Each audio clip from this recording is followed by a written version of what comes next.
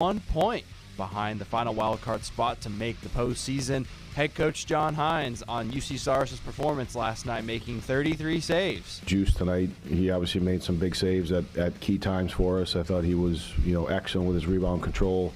They're a team that throws a lot of pucks to the net. They have a lot of traffic. He found pucks, and I thought he was really good with his rebound control, so there wasn't a lot of second and third opportunities at the net front. And down in Memphis, the Sound split their doubleheader last night against the Redbirds, taking Game 1 4-0, while falling in Game 2 2-0. They'll be back in action tonight with first pitch at 7:05 p.m. Catch all the action with Jeff Him on 94.9 The Fan. And the Masters are underway until this Sunday. Vanderbilt's own Gordon Sargent is on the hunt for the green jacket, along with 87 other golfers. This update is brought to you by the law offices of Amanda J. Gentry. You're listening to 102.5 and 106.3 The Game. For more, follow us on Twitter at 1025 The Game or visit thegamenashville.com. Live from the Hiller Plumbing, Heating, Cooling, and Electrical Studios. WPRT-FM Pegram, WPUC HD2 Laverne. Nashville's exclusive home for the Nashville Predators.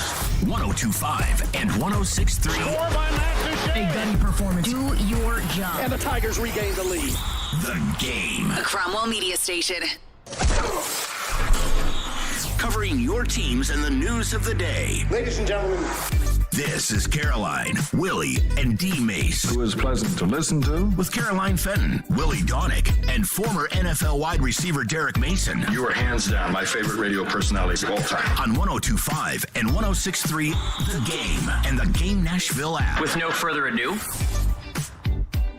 Caroline, Willie, D-Mays, 102.5, 106.3 The Game, and the Game Nashville app. We're live from the Hiller Plumbing, Heating, Cooling, and Electrical Game Studios, streaming live on Twitch, Twitter, YouTube, and Facebook Live every single day. Happy Friday. D-Mays, Willie D, how we doing?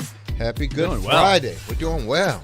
Came in energized. Let's do this. Let's do it. Nick Keyser is here as well. Nick, how we doing? Good morning. We have a huge win to talk about. We got a big old win to talk about.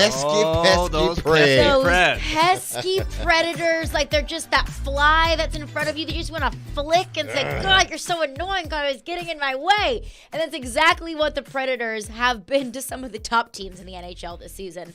And I don't know how many times I've said since the trade deadline, or really in the past month or so, like, the Preds aren't going to win this game. The Preds are not going to win this game in Boston. And then they win. And then yesterday when we were like, hey, maybe the Preds could even pick up 1 point. Maybe they could get it to overtime and, get at least a point, rack up at least a point. And they shut out the Carolina Hurricanes, the second best team in the NHL. And it's happened far too many times for me to continue to say, how in the world is this happening? But I keep asking myself, how in the world is this happening? They are. I mean, it's a classic. I don't know who said this. It was one of the players the other day. And it was no longer – there's one thing to try to, play to the standard of the pressure on the outside. Like, we got to win. So every game you go into is just like you can't make a mistake, because why? Because so much pressure on the outside that anything that we do is scrutinized, talked about, picked apart. And if we're not winning, then they're a bad team, coaches need to change, players need to go, yada, yada, yada. So it's this pressure on the outside. Now, after March 4th, all that pressure dissipated. It all went away. And we understand why it went away. But now it's nobody believes in us, but we believe in us. Let's go out there and play carefree, try to play mistake-free. But if we don't play mistake-free, it's not the end of the world. Let's go out there and let's play with the ability that we've been given. This is an opportunity for us, especially the young guys, Glass and all those guys. This is an opportunity for us, this last 20-something games, I don't know how many it was at the time, for us to go out and show that the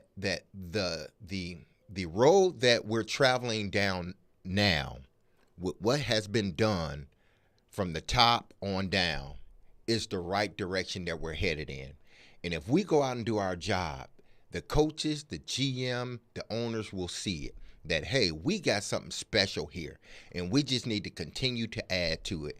And these young men are just going out there, and because I've been on situations like this where you look around the locker room and you don't see no familiar faces. And a part of you is like, man, how are we going to do this? But then the other part of you is like, man, I'm excited to really go out here and show them that I belong. Show them that they're not making a mistake by sort of retooling this roster and allowing the young guys to play. They're not making a mistake. We're going to prove to them they're not making a mistake. And whether it's they win or not, they're playing hard. And more times than not, when you play hard and out-hustle people, regardless if the team is better than you, you're going to win.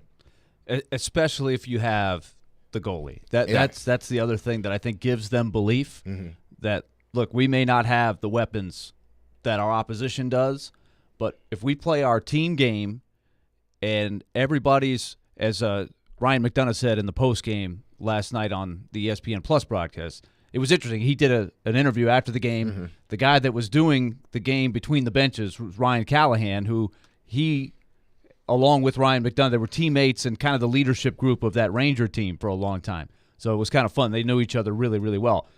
And Ryan McDonough said, everybody's pulling the rope. Everybody is doing what they can do. But what helps you believe you can win is knowing you don't have to score 5 goals, right? If you do your job, you got a chance with UC Saros back there and Kevin Lankinen, who's had a great year. But Saros was at the center of it last night for sure. It unfolded exactly how they needed it to. They made a couple of big plays early to get on top. And then, they could really pick their spots to have to attack. They didn't have to score necessarily, and they could sort of wait and make sure they were in the right spot defensively, and they let pretty much Saros take over the game. So they caught a couple breaks, but look, they deserved to win that game last night. And it was phenomenal. Last night we saw Jake Livingstone for the first time. Never played a professional game. Gets in there, 16 minutes. A lot of times a guy gets in there, okay, let's play 6-8 minutes, maybe 10. See, I'll just get a feel for it. We'll put you out there in the best spot possible so you don't get exploited. He rolled him out there. In the first couple plays, he got blown by a couple times. Like, it's probably the rookie corner. Yeah. Right? They were testing him. And he had some shaky moments there. But as the game wore on, I think he looked more comfortable. You can see the talent there. And then Spencer Stastny, that was his 4th game. But, man, PK Subban was really raving about him, and he made some really nice plays. He's really helped them. So you got a guy in his 4th game and a guy in his 1st game playing against the 2nd-best team in the league, points-wise. Shut him out. That's incredible. And it just tickles me pink how much D-Mace just loves Livingstone. Just has been rooting for him so much. Oh, yeah. And then if Get him on ice. And you look at Michael McCarron and Mark Jankowski being the saviors of the game. Yeah. Whose bingo card had that, of those two being the ones to carry the Predators to victory against one of the best teams in the NHL? I keep asking myself, how in the world is this happening? It's like Lipscomb Academy JV team taking on Michael Jordan's Bulls in the 80s and winning. That's kind of what it feels like. And that's no disrespect to this Predators team, but it's just a bunch of guys that nobody really knows around the league, but they're making their presence known. I think this is a classic example of sometimes you don't find out how good a coach is until one or two things happen. Say like in Phil Jackson's case, nobody knew how great Phil Jackson was, but he took that collection of great players and he found a way to get them all to play for each other and to play one way and to win the game. Anybody could have probably won with Michael Jordan, Scottie Pippen, Dennis Rodman in a game. But it takes a special coach to make sure all of those egos stay intact, knowing when to push a guy, knowing when not to push a guy. And then the other way you figure out a coach is good, because all season, what were we doing? Not all of us, but some of us, and rightfully so. Hines need to go. He's not a good coach. He got all this talent, yada, yada, yada. when in actuality, he was doing the same job he had did the previous year.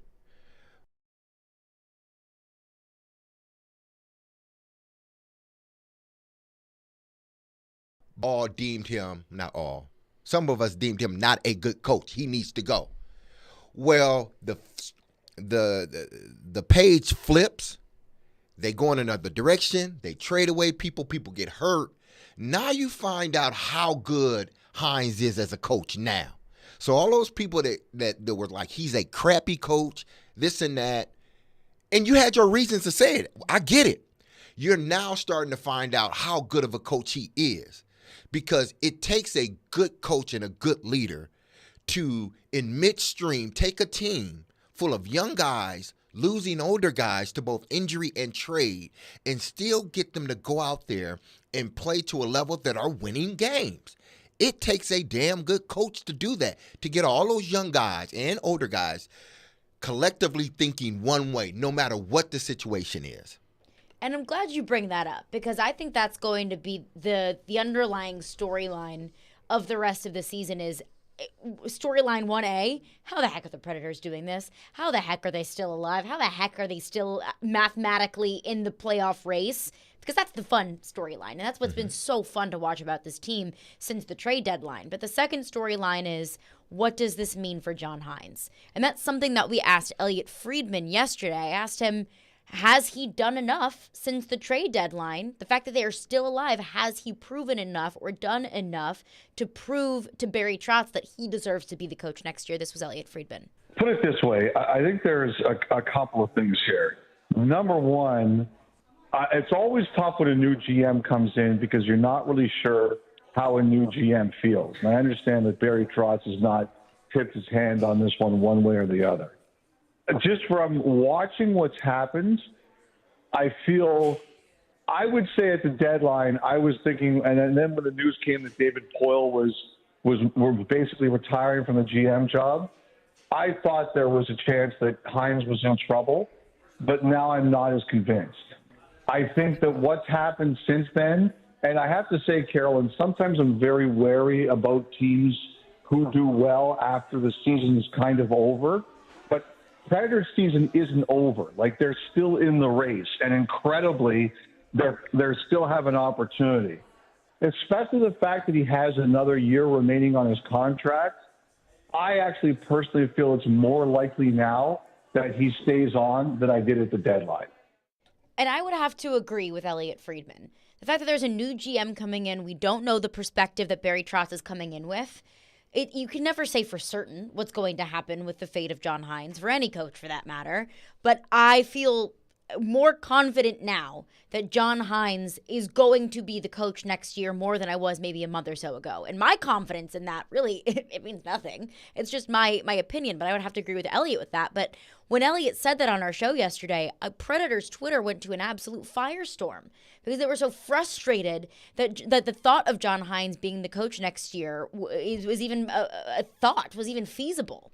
It's always mystified me why a portion of the fan base has always just not given John Hines any benefit of the doubt. You guys know how I feel. I watch him every day. I think he is a very, very good coach. And if you ask me, if it were up to me, he would absolutely be back next year, regardless of what happens from here going forward. And I've known Barry Trotz a long time as well. I don't think Barry Trotz is the kind of guy that's sitting there today and saying, well, if they get in, I'm going to keep John Hines. And if they don't get in, I'm getting rid of John Hines. I just think he's much more of a process guy. He's a big picture guy. I think he has taken his time to watch and like he said, to use his words, evaluate.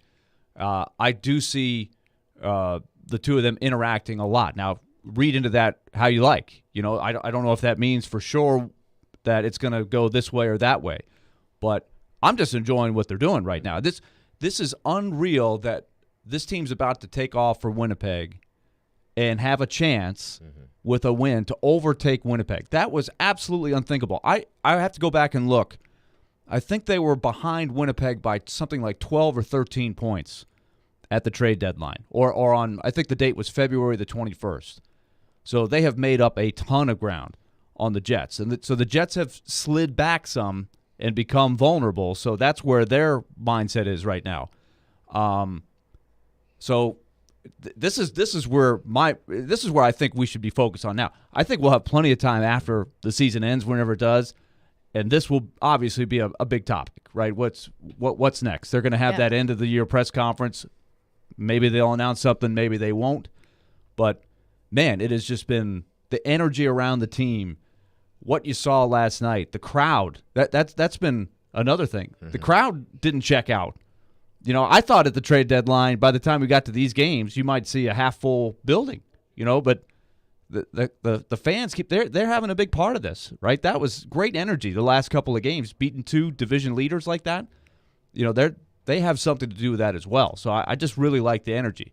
So remember we always have to be aware. Every fan base in every sport has that really vocal group on Twitter that is going to be complaining about something. That is going to, you think it's something about Nashville, right? Mm-hmm. Take a look at Maple Leafs Twitter, right? They haven't won a playoff series since 2004. Think about where everybody was in 2004, okay, and how long ago that was. You think they're hungry? You think they complain about everything? It's unbelievable what it is up there. And pick a team, right? The Titans have theirs. The Pittsburgh Steelers have theirs. There's nobody that's immune to it. So sometimes I think because of the power of social media, the good and the bad, we tend to sort of think that really large group that's always picking at stuff speaks for the entire group. And I do think John Hines does get caught up in that some, where there's just that strong group that's just, they're not believers in John Hines for whatever reason. Maybe it's lack of charisma. He hasn't won a Stanley Cup or anything like that. So I just think there's a tendency to not give him the benefit of the doubt. But I think if you saw him every day, if you knew him a little bit better, and you talk to people around the league of what they see from the outside, I think you would understand that he's a lot better than I think a lot of people give him credit for. And I think it's reality in sports that in the good times, the coach probably gets too much credit. In the bad times, the coach probably gets too much blame. Just like the quarterback. Exactly. Get too much blame, get too much praise. But I got a theory on why I believe it's working. Well, let's get into that coming up next. And your thoughts as well. 615-737-1025. Caroline, Willie, D. Mays, 1025-1063 The Game. The crowd is standing on its feet. It's in the hole! It's in the hole! Join 1025 The Game for the second annual Music City Celebrity Golf Tournament, benefiting Souls for Souls, June 7th at Hermitage Golf Course. Put your team together and come play with athletes, musicians, and other local celebs. Be the ball. Support a great cause and have loads of fun. Plus, you'll have the chance to win awesome prizes. Sign up to play, sponsor, or donate at thegamenashville.com/golf. Grand slams, no-hitters, double plays, they're all back, and there's no better place to get in on the MLB action than FanDuel, America's #1 sportsbook, because right now new customers can step up to the plate with a no-sweat first bet up to $1,000. Joe Rexford here to let you know. All you got to do is go to FanDuel.com/Joe102. You sign up, you place your first bet, you get up to $1,000 back in bonus bets if you don't win. By the way, I was the one who did call Aaron Judge with a home run on opening day. If you want to do a long-term bet, I know this is a radical idea, but Dodgers this year are winning the whole thing, okay? That's my tip for you. Of course, you can also build a same-game parlay with a favorite matchup of the day. A lot of ways you can go. Don't miss your chance. Get a no-sweat first bet up to $1,000 when you join FanDuel today. FanDuel.com/Joe102 to sign up. FanDuel is an official partner of Major League Baseball. Major League Baseball trademarks used with permission. Must be 21 or older, present in Tennessee. First sign the over wager only. $10 deposit required. Refund issue is now withdrawable. Bonus bets that expire in 14 days. Restrictions apply. See full terms at FanDuel.com/sportsbook. Gambling problem? Call the Tennessee Red Line 800-889-9789. Hey, let's tell you once again about League Company, 615-567-1000 or LeagueCompany.com. This is the season. You want to make sure your air conditioning is ready to rock and roll for the summer months because they're coming and you're going to need that AC. So make sure, if you haven't had it checked in a while, it's a great time to pick up the phone and call League Company, 615-567-1000 or LeagueCompany.com. League Company is a proud sponsor of our radio coverage right here on 102.5 The Game. Big road trip. Nashville has played their way back within 1 point of the final playoff spot. They will play the Winnipeg Jets, who occupy that spot right now, Saturday night and then Monday night in Calgary. And so we'll have all your radio coverage here on 102.5 The Game, and it's brought to you by League Company. League Company, Let their decades of expertise go to work for you. The phone number is 615-567-1000. Website, leecompany.com. Hi, this is Warren Moon, 9-time Pro Bowl quarterback and member of the Tennessee Titans Ring of Honor and Pro Football Hall of Fame. On the field, I always wore a helmet and pads to make sure I was protected. Life is no different. That's why I got vaccinated and boosted against COVID-19. Protection keeps you in the game. Talk to your doctor and get the information you need to make an informed choice. Gear up, Tennessee. Protect yourself and your family against COVID-19 today. For more information, go to nflagearup.org/Tennessee. Cards issued by Sutton Bank and Celtic Bank, members FDIC. Terms and conditions apply. What if you could do business without busy work? With Ramp, you can. Ramp is the future of finance with smart automation, corporate cards, and spend management. Just imagine, no more expense reports or shuffling wrinkled receipts. No more slogging through invoices or getting surprised by unexpected charges. Just your business's big idea with smart spend controls, automation that crushes busy work, and real-time insights so you can make it happen.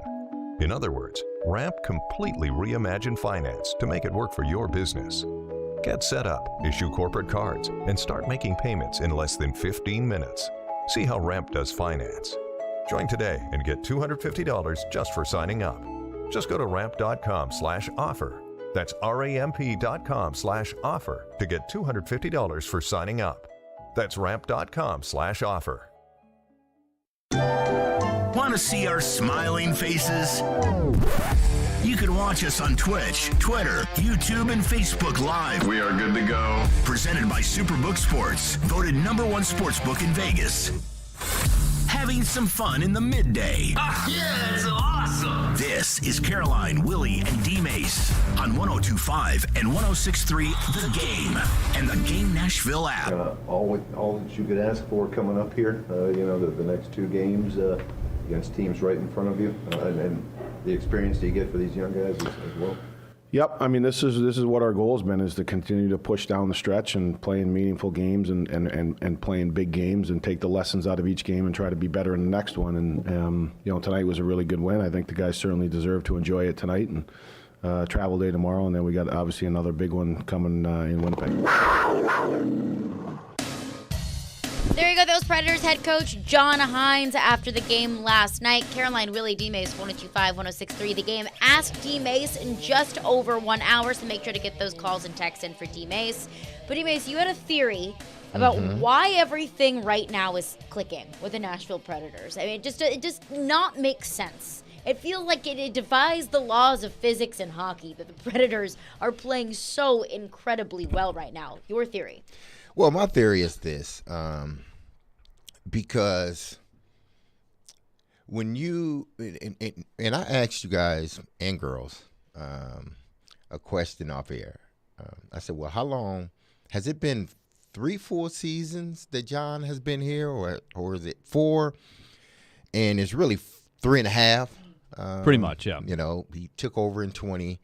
And then January of 2020. Yeah, so he spent the last 3 years as the full-time coach. And I think in that 3 years, just like, because I can remember when, and I'm going to go back to my college days, when I'm at Michigan State after my second year, playing 2 years under George Perlis, the great George Perlis, who has since passed away.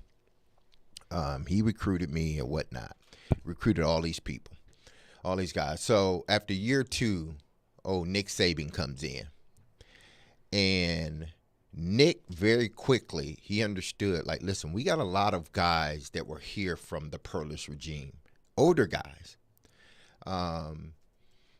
So it's going to be a little bit harder. I'm sure he understood. I got to come in here and I got to set the culture. And I got to make sure I get this program headed in the right direction.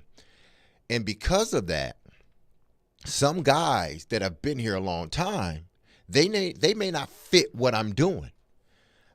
So it may take me a couple of years to get this program where I need to go, because now I got a sort of the guys that were here with Perlis, that are sort of the older guys, the juniors and the seniors.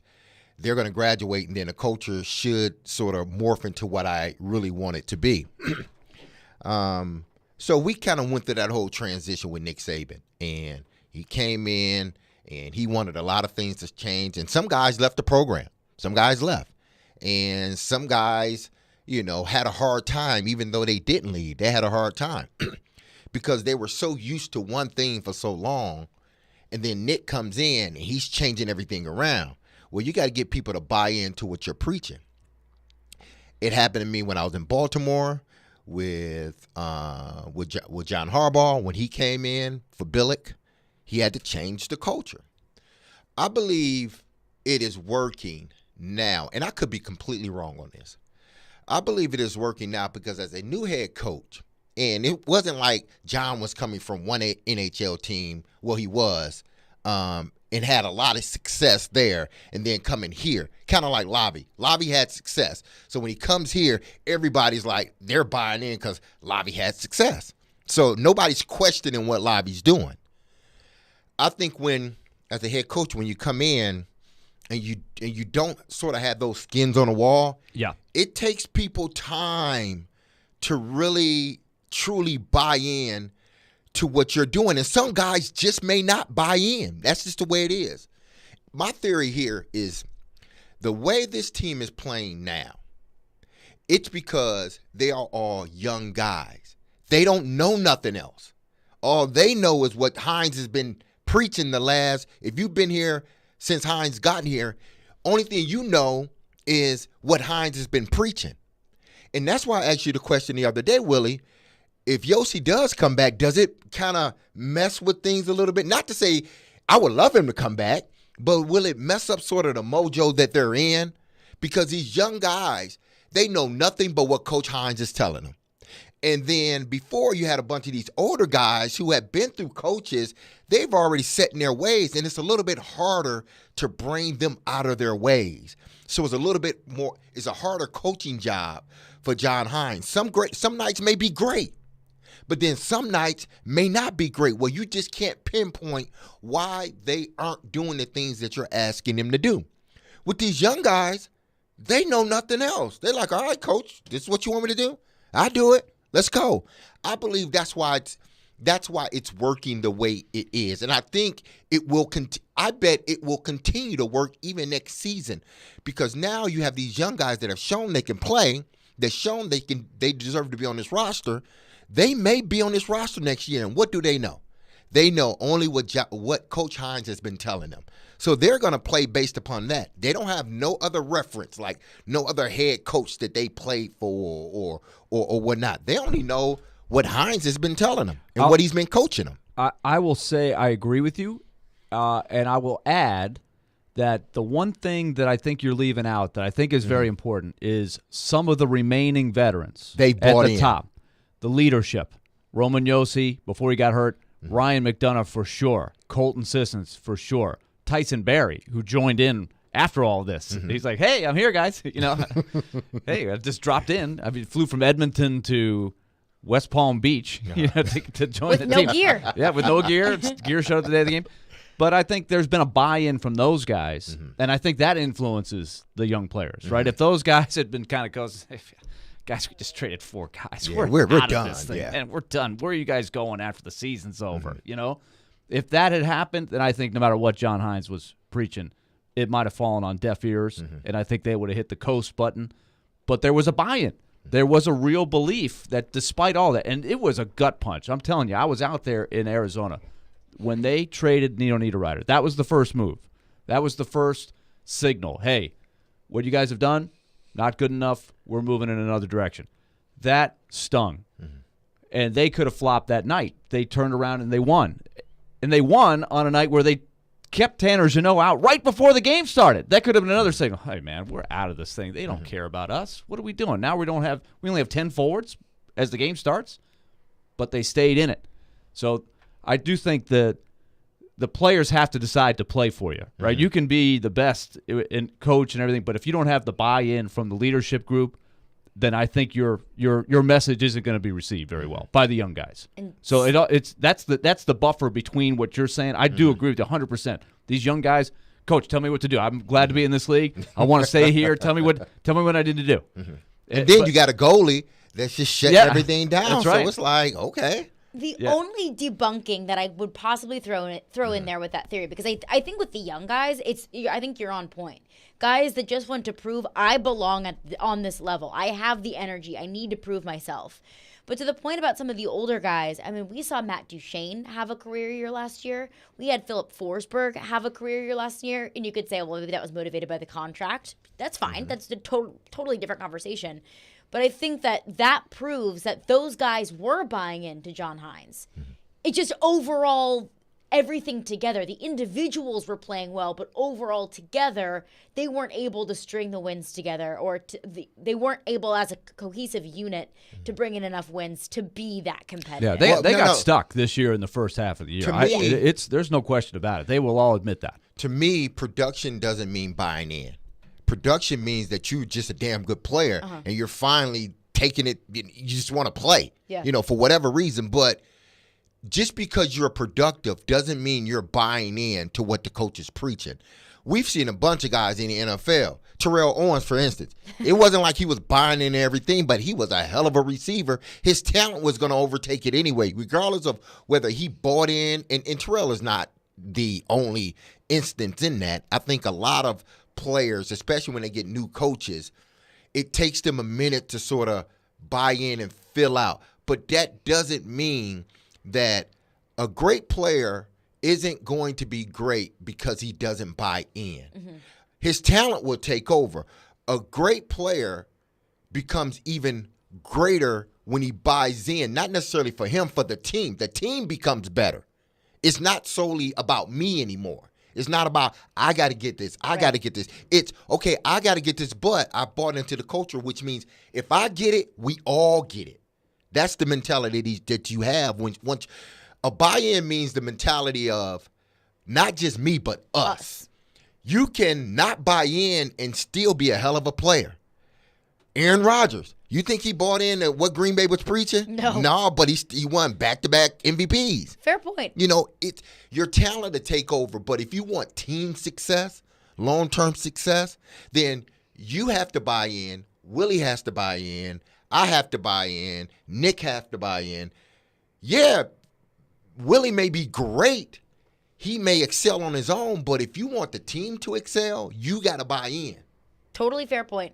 And Willie brings up Tanner Jeannot. Brutal injury last night from Tanner Jeannot. So wishing a speedy recovery for him, hoping everything goes well with Tanner Jeannot. 615-737-1025 is our phone number. Coming up next, Willie's official Predators playoff watch. And your thoughts as well. Caroline, Willie, D. Mays, 102.5-106.3 The Game.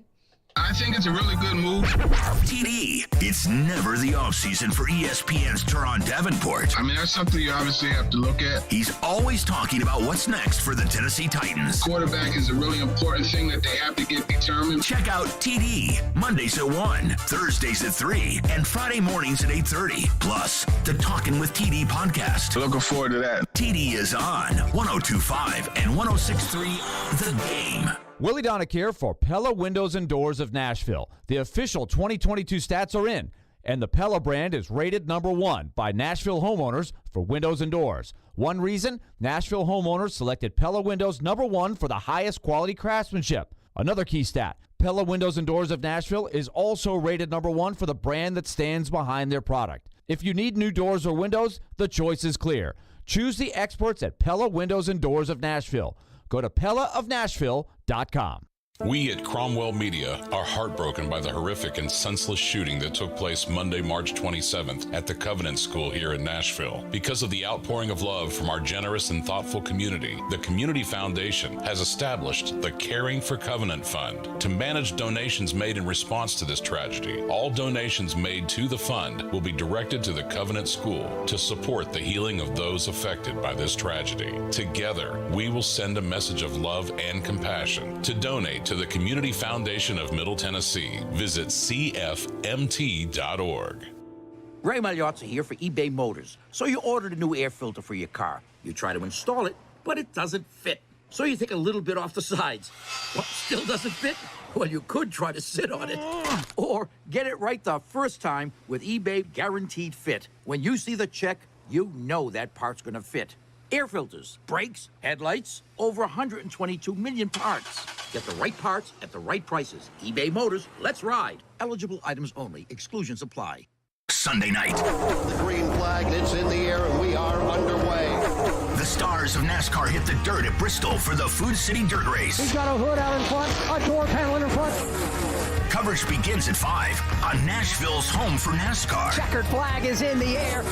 102.5 and 106.3 The Game and the Game Nashville app. Hey Nashville, this is Laura Rutledge from the SEC Network, and you're listening to Nashville's best sports talk, ESPN 102.5 The Game. Rebound! Score!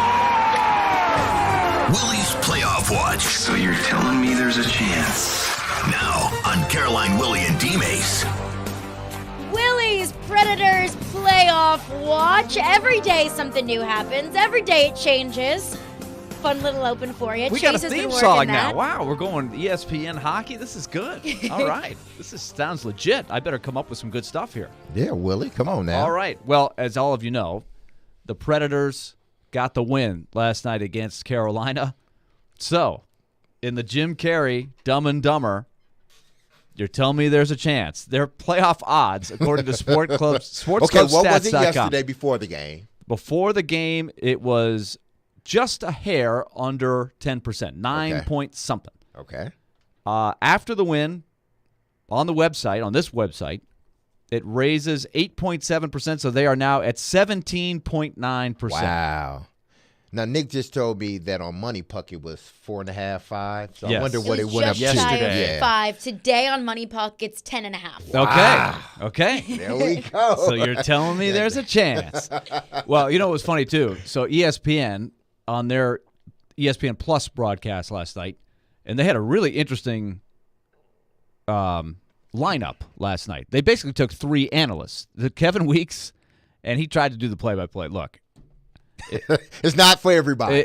Look, I'm partial to people who have been trained in this. Listen, it's not for everybody. If you put me out and said, "Hey Willie, why don't you do the color on the women's field hockey game?" I would try, but I don't think I'd be very good. And I think the people who knew women's field hockey would say, "That guy doesn't really know what's going on." He really doesn't know. I think Kevin's got to work on his play-by-play, but he's a great guy and he's a tremendous hockey mind. So you had PK Subban. Who that's the first I've ever seen him do the color analyst spot. I thought he was really good. And then Ryan Callahan was in the bench. So it was an interesting mix.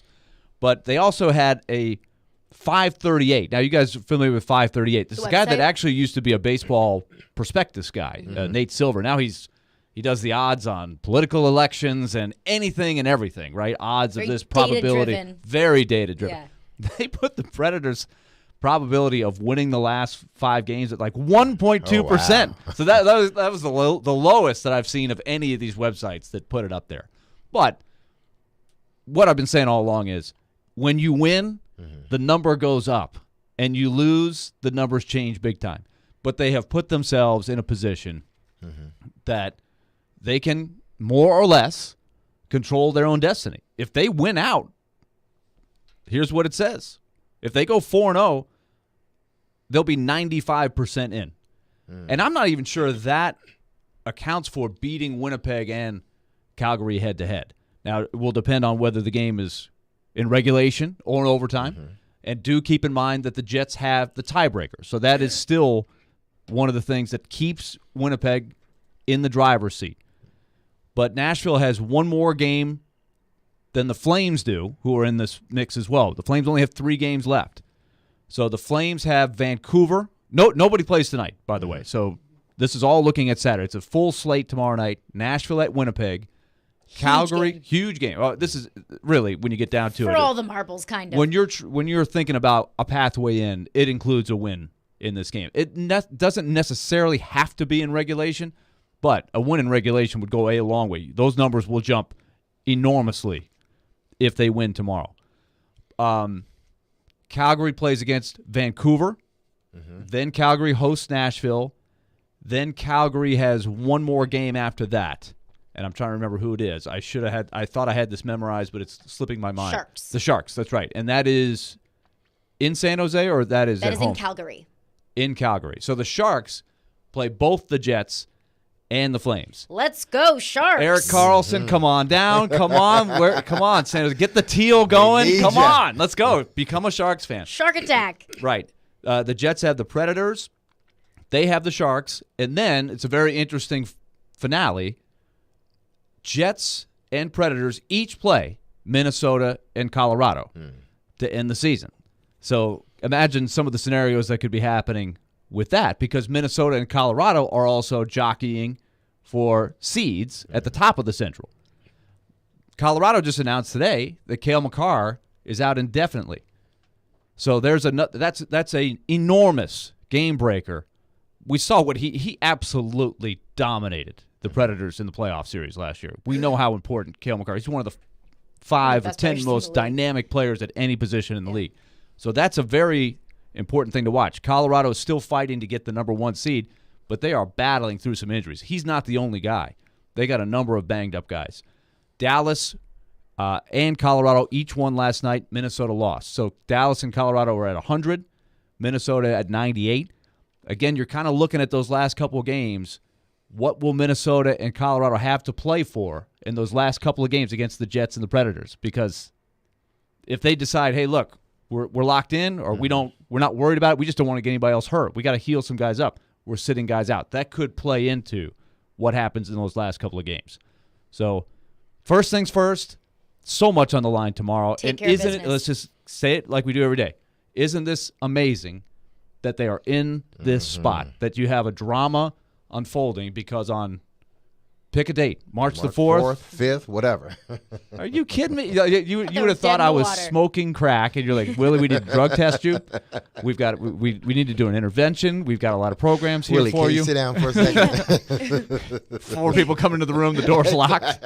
Willie, you need help. We care about you. Yes, This is why we brought you here today.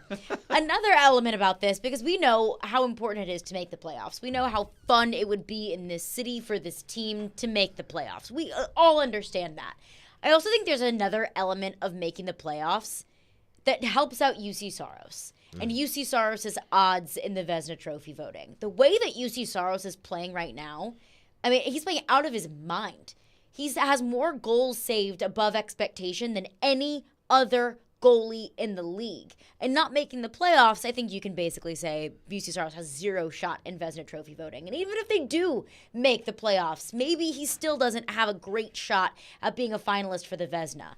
But if you get in, you're at least giving him a little bit more of a chance. So you're saying there's a chance. You're at least giving him a little bit more of a chance. At least I think be a UC finalist. Saros deserves the recognition for that, the way that he's been playing. At least be a finalist. A finalist, I think, because Ullmark, because Boston won their 61st game last night. They're closing in on the record, like a best ever 82-game season, especially at the salary cap era. It's not even close. And to put that into perspective, Carolina has the second most wins with 50. Yeah. That is insane. So that's how much better. And their goalie, Ullmark, I think is going to win the Vezina. It would stun me if he didn't. But I think there's a lot of competition for slots 2 and 3. And when you can say on your resume you're a Vezina finalist, and let's say you're a finalist 3 times, 4 times, 5 times, that's big. When you're looking at when your career's over, looking back on it, you're going to look at that. It's not just did you win the Vezina.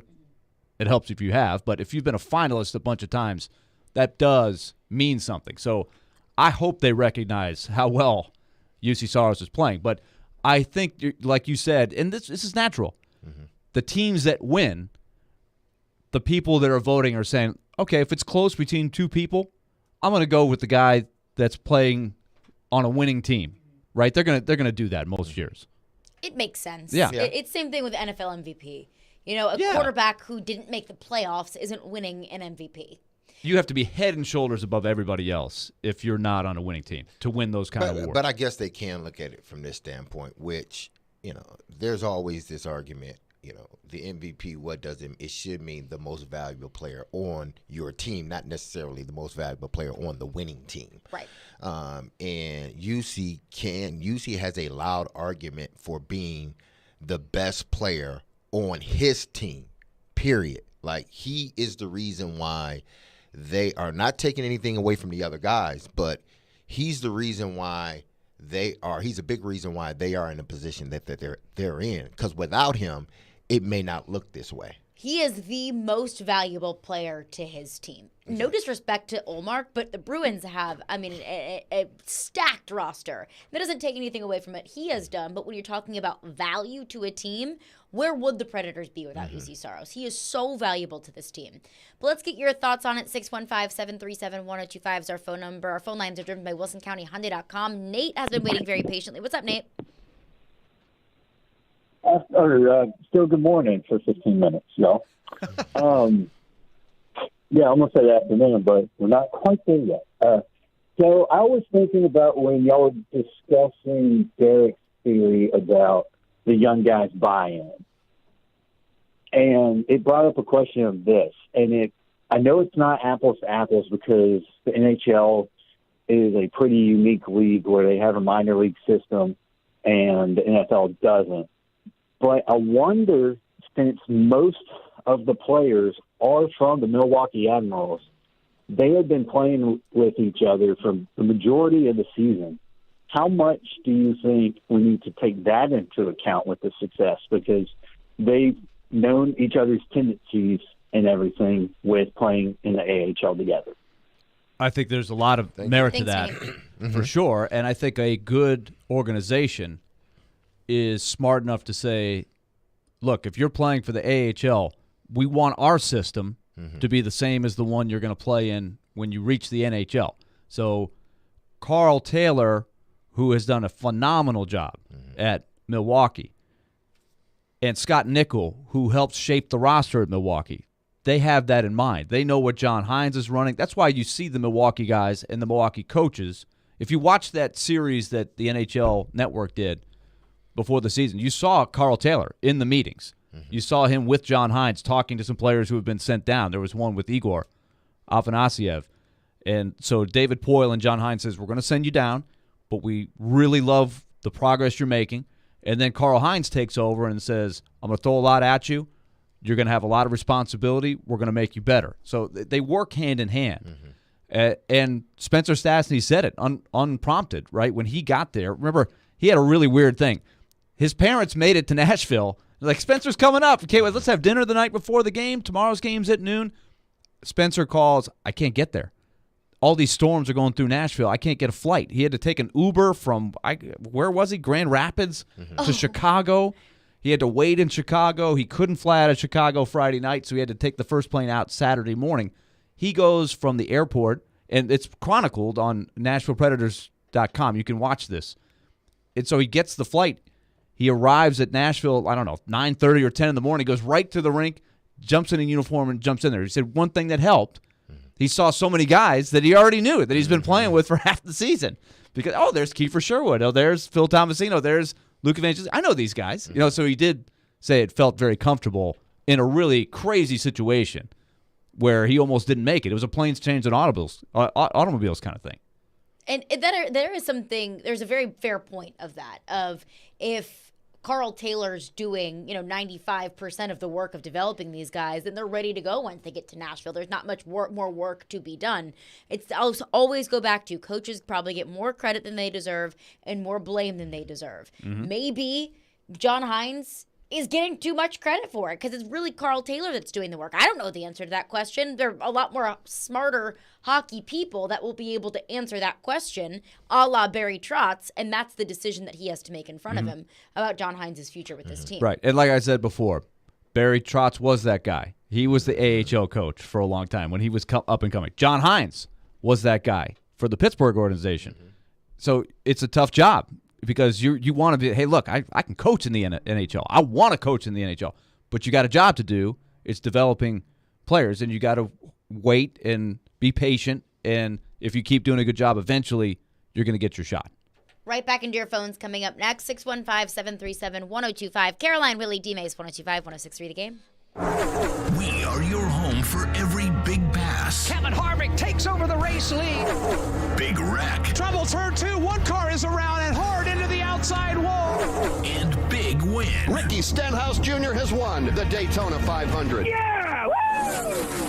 Catch every lap of NASCAR on 102.5 and 106.3 The Game and the Game Nashville app. What if you could be credit card debt-free in 10 days and save as much as $1,000 a month? Loan Pronto's all-new Express Equity Line of Credit program is just what you need. Willie Donick here. You don't have to do a full home refi. You can tap a small portion of the equity you have and enjoy a super low monthly payment. With Loan Pronto's Express Equity Credit Line, you can close in 7 to 10 days, and a $50,000 loan would only cost you around $400 a month. Use that money to pay off high-interest credit cards or do a home improvement. You can access up to 90% of your home's equity, and 9 out of 10 homeowners won't even need an appraisal. Even if you did a total refi recently or just bought your home, you can tap the equity with this fast, easy program. Stop the madness and say no to 24% interest fees. Call Loan Pronto today. 615-499-5780. That's 615-499-5780, or go to loanpronto.com. Equal housing lender, NMLS 166-1781, subject to lender approval. Curacion CBD products. Curacion began as our family's mission to provide the Nashville community with locally and organically sourced CBD products. We are passionate about providing high-quality CBD products for everyday use. Tinctures, topicals, and pet products too. We are a Pick 10 company. Our hemp is organically grown and produced in Nashville, Tennessee from sustainably sourced non-GMO genetics. All of our products are lab tested. Find all of our products at CuracionCompany.com. Golfers teed up at Edwin Watts Golf Shops for the hottest new arrivals from Callaway, featuring the Paradigm Woods and Irons. The Paradigm Woods are engineered with forged carbon to have unparalleled distance and forgiveness. The Irons feature a high-strength forged face for increased launch, speed, and spin. A new paradigm in performance. Swing into Edwin Watts Golf Shops and get custom fit today. Edwin Watts Golf Shops. Unmatched expertise, unmatched service.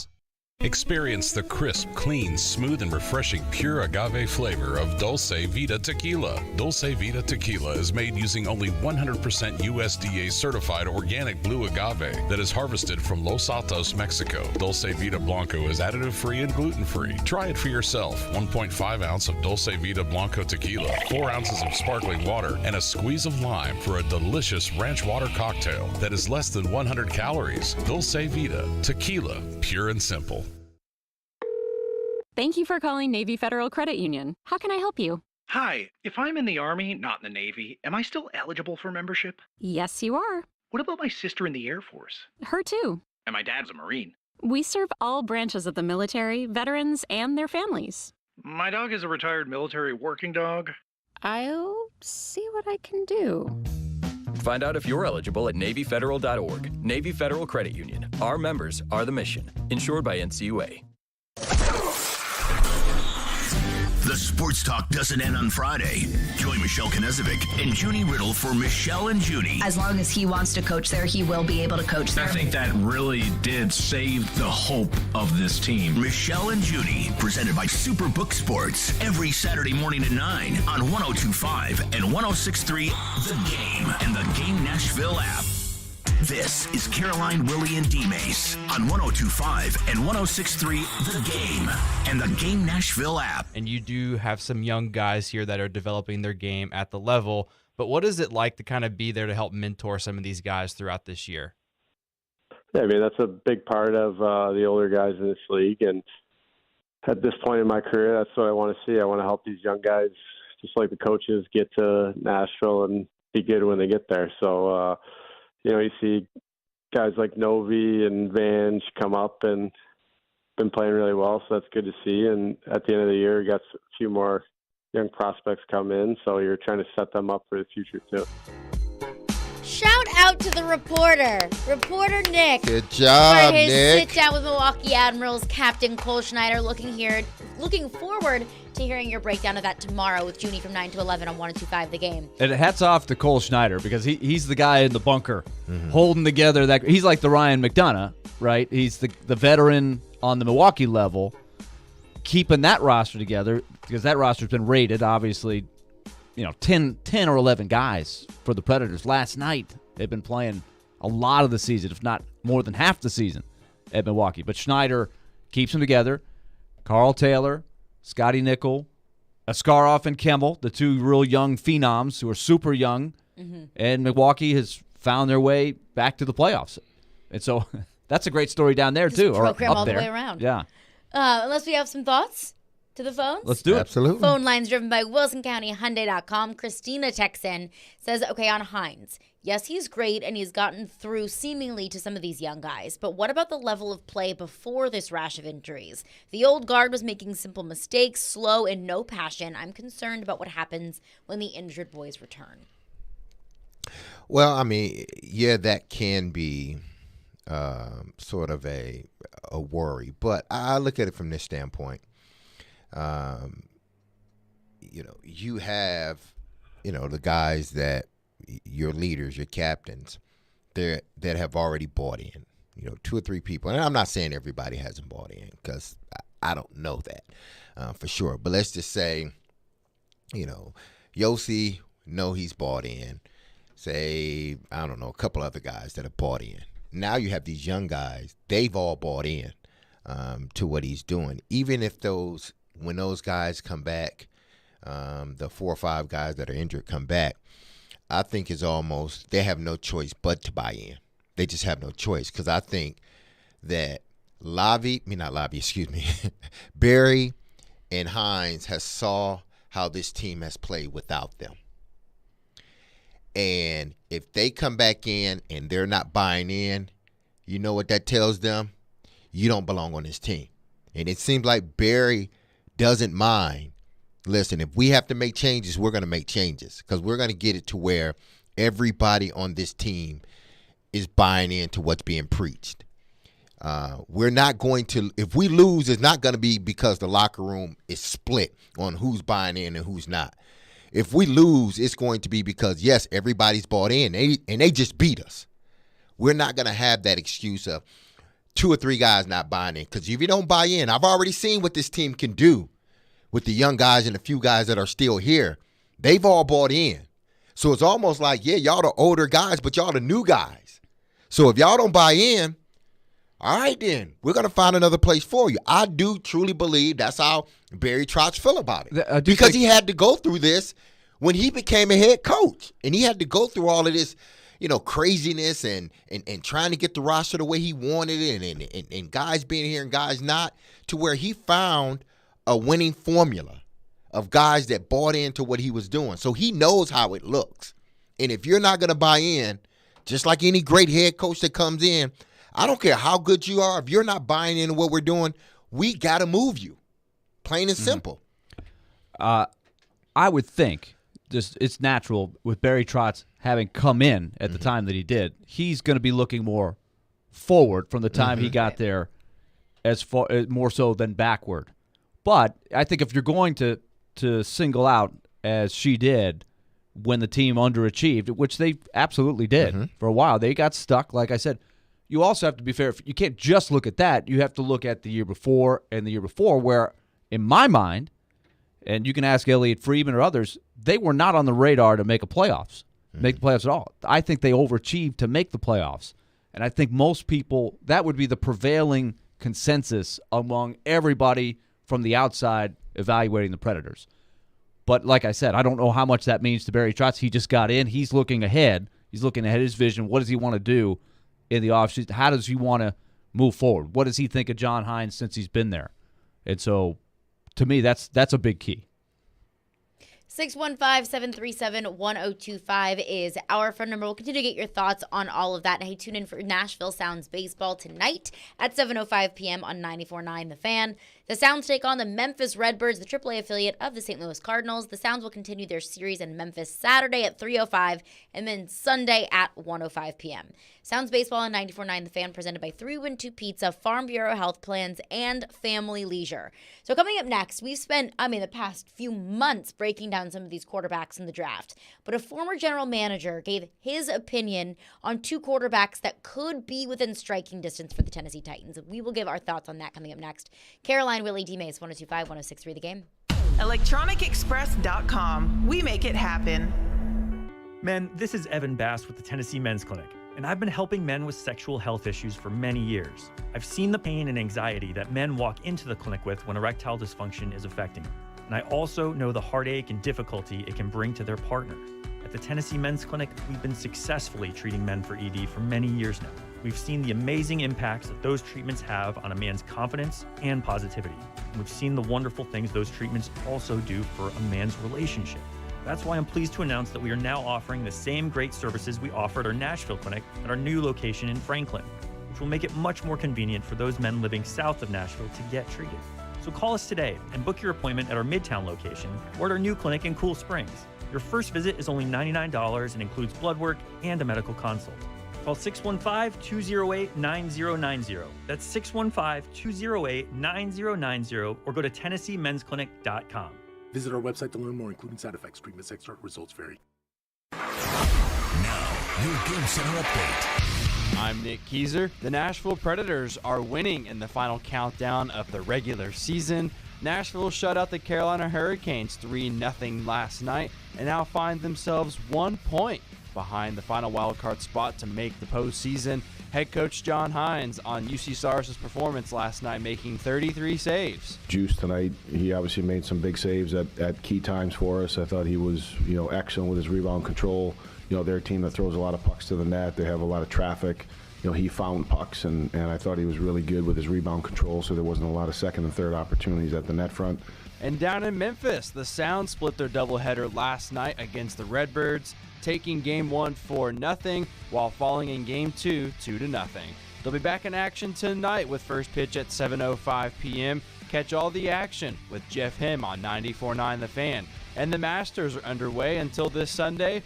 Vanderbilt's own Gordon Sargent is on the hunt for the green jacket along with 87 other golfers. You're listening to 102.5 and 106.3 The Game. For more, follow us on Twitter at 102.5 The Game or visit thegamenashville.com. Live from the Hiller Plumbing, Heating, Cooling, and Electrical Studios. WPRT-FM Pegram, WPUC HD2 Laverne. Robby and Rex Road. Chase and Michelle. Caroline, Willie, D-Mace. Stone and Company. Nashville's best sports talk. Crank it up. 102.5 and 106.3. Rank City score. On both sides of the ball. One big possession. Touchdown, Middle Tennessee. The Game. A Cromwell media station. Covering your teams and the news of the day. Ladies and gentlemen. This is Caroline, Willie, and D. Mace. Who is pleasant to listen to. With Caroline Fenton, Willie Donick, and former NFL wide receiver Derek Mason. You are hands down my favorite radio personality of all time. On 102.5 and 106.3 The Game and the Game Nashville app. With no further ado, Caroline, Willie, D-Mace, 102.5, 106.3 The Game and the Game Nashville app. We're live from the Hiller Plumbing, Heating, Cooling, and Electrical Game Studios, streaming live on Twitch, Twitter, YouTube, and Facebook Live every single day. Our video streaming is brought to you by Superbook Sports. Ask D-Mace in 30 minutes. Get those questions in for D-Mace. We'll get your calls. We'll get your texts. 615-737-1025 is our phone number. So Bill Polian, of course, former GM of the Buffalo Bills, one of the winningest general managers in the history of the National Football League, has a podcast called Inside Football with Bill Polian. And I think that this draft is so intriguing for so many different reasons. One, the Titans being such a wild card. And two, the quarterbacks also being such wild cards. You have several quarterback-needy teams, or several teams out there that could upgrade at the quarterback position, the Tennessee Titans being one of them. And you have two quarterbacks that seem like the closest thing to a sure thing that you're going to get. And then you have Anthony Richardson, who has his pros and cons. Hendon Hooker with his pros and cons. Will Levis with his pros and cons. Several quarterbacks in this year's draft that are, yeah, he's good, but. Yes, he has upside, but. So on and so forth. So, and we've talked about the fits with the Tennessee Titans, but it's interesting to see the point of view from a former general manager, a general manager whose job it was to evaluate quarterbacks. Because as Rand Carthon said, that's a position that gets you hired and fired. So on his podcast, the Inside Football podcast, Bill Polian broke down two very polarizing quarterbacks, or divisive quarterbacks, quarterbacks with pros and cons. The first one that Bill Polian breaks down, of course, is Kentucky quarterback Will Levis. Will Levis from Kentucky. Here's the worrisome statistic. 46 TDs, 25 interceptions. You want that ratio to be 2-to-1, and he's not there. So that's the worrisome number. To his traits, arm strength, quickness of release, footwork, play strength, defensive recognition, physical and mental toughness, all are excellent. His accuracy on deep throws and his ball placement and accuracy on shorter routes such as swing passes and shallow crosses is worrisome. It's average at best. His touch is pretty good. He recognizes defenses well. He has some difficulty with blitz recognition from time to time, but that's understandable. Most quarterbacks do, particularly sophisticated blindside blitzes. He's big and strong, a good runner. His accuracy on RPOs and bootlegs and extended plays is above average, and he's a real threat to run. For a big guy in these circumstances, he reminds you some of Roethlisberger in that regard. In fact, he has a lot of Roethlisberger physical traits. The question is consistent accuracy and ball placement. I would give him a first-round grade. Okay, first-round grade from Bill Polian for Will Levis. Now, first-round grade doesn't necessarily mean top 5. No. Doesn't necessarily mean top 10. But I think that Bill Polian breaks down kind of what we already knew about Will Levis. He does some things really well, but he struggles with some things. With accuracy, just look at the Tennessee-Kentucky game this past year, and you will see those accuracy issues on full display. But watch the Ole Miss-Kentucky game from this past year, and you will see the toughness that he displays on full display. His finger was at a 90-degree angle, and he still went back out there. So I think Bill Polian's kind of breaking down what we kind of already knew about him. I enjoyed watching the Vanderbilt-Kentucky game last year. Yes, I'm sure you did, Willie. Oh, did I say that? Yeah. Oh, yeah, okay. Yeah. That turned out pretty good for the Commonwealth. But I think also he points out, he compares him to Ben Roethlisberger. If you told me today that you could have Ben Roethlisberger, I think you'd do that in a heartbeat, would you not? Sure. Yeah, but I mean, but this happens every year, right? Exactly, There's always the guy. Yes. Derek Mason reminds me of such and such person. Cliff Branch. I don't know. I don't know who they say. I think it, up his stats.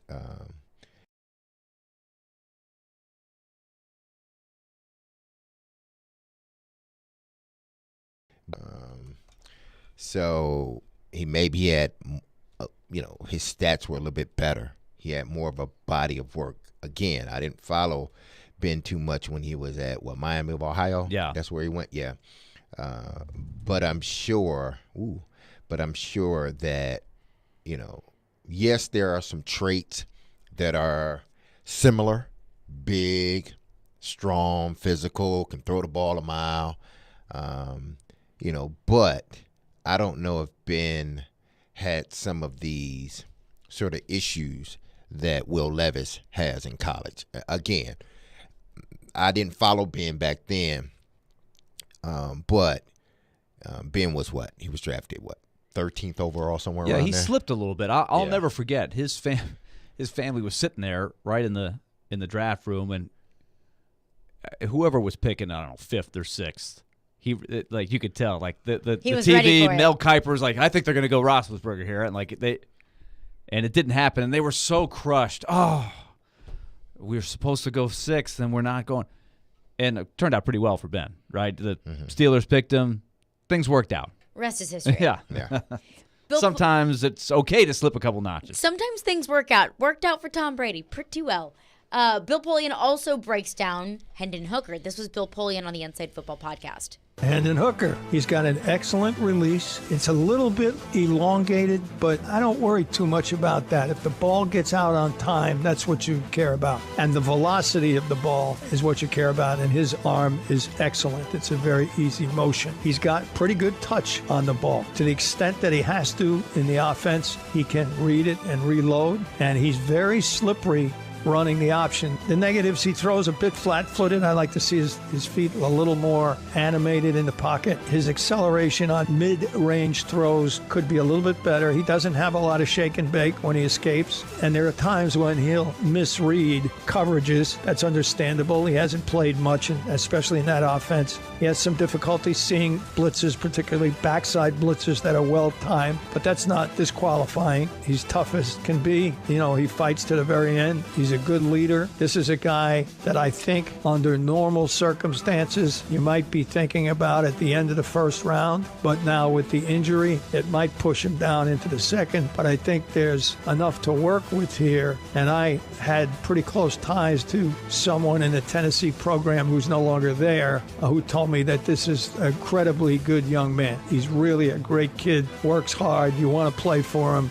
He's really an outstanding person. Okay, so in my opinion, just based on listening to those two clips, sounds to me like Bill Polian's a little bit more excited about Hendon Hooker, yet labels Hendon Hooker a second-round quarterback versus Will Levis with a first-round grade. Yeah, that's the way it sounded when I was listening to it yesterday. It sort of, on one hand, I'm like, okay, I see what he's talking about in regards to both guys. But then you label one guy, basically you're a first rounder in Will Levis. Mm-hmm. But it's like you had more raving things to say about Hendon Hooker, but you said, he's a second rounder. So is he a second rounder because of the injury and the age? Because when you're talking about his play, it seemed you're talking about a first round guy. The things that you want to see in a quarterback, the accuracy, the touch, getting better each and every year, being a leader. These are all things that we describe of a first round pick, but you saying he's a second round. So why is are you looking more at, when you're looking at Will Levis, is more like sort of looking at Anthony Richardson, what he could be if he straightens out the accuracy things, what he could be if, he does this and does that. Is that what you're basing your draft prediction on, what he could be, rather than what we see now? Because what we see now, I believe, is Hendon Hooker is better than Will Levis. But does Will Levis ceiling rise a little bit higher if he put all the rest of these things that are cons? If he puts it all together and makes it a plus rather than a minus for him. Now, if he does that, okay, does he? But you can say that about Richardson. I think that's the intriguing thing about Richardson too.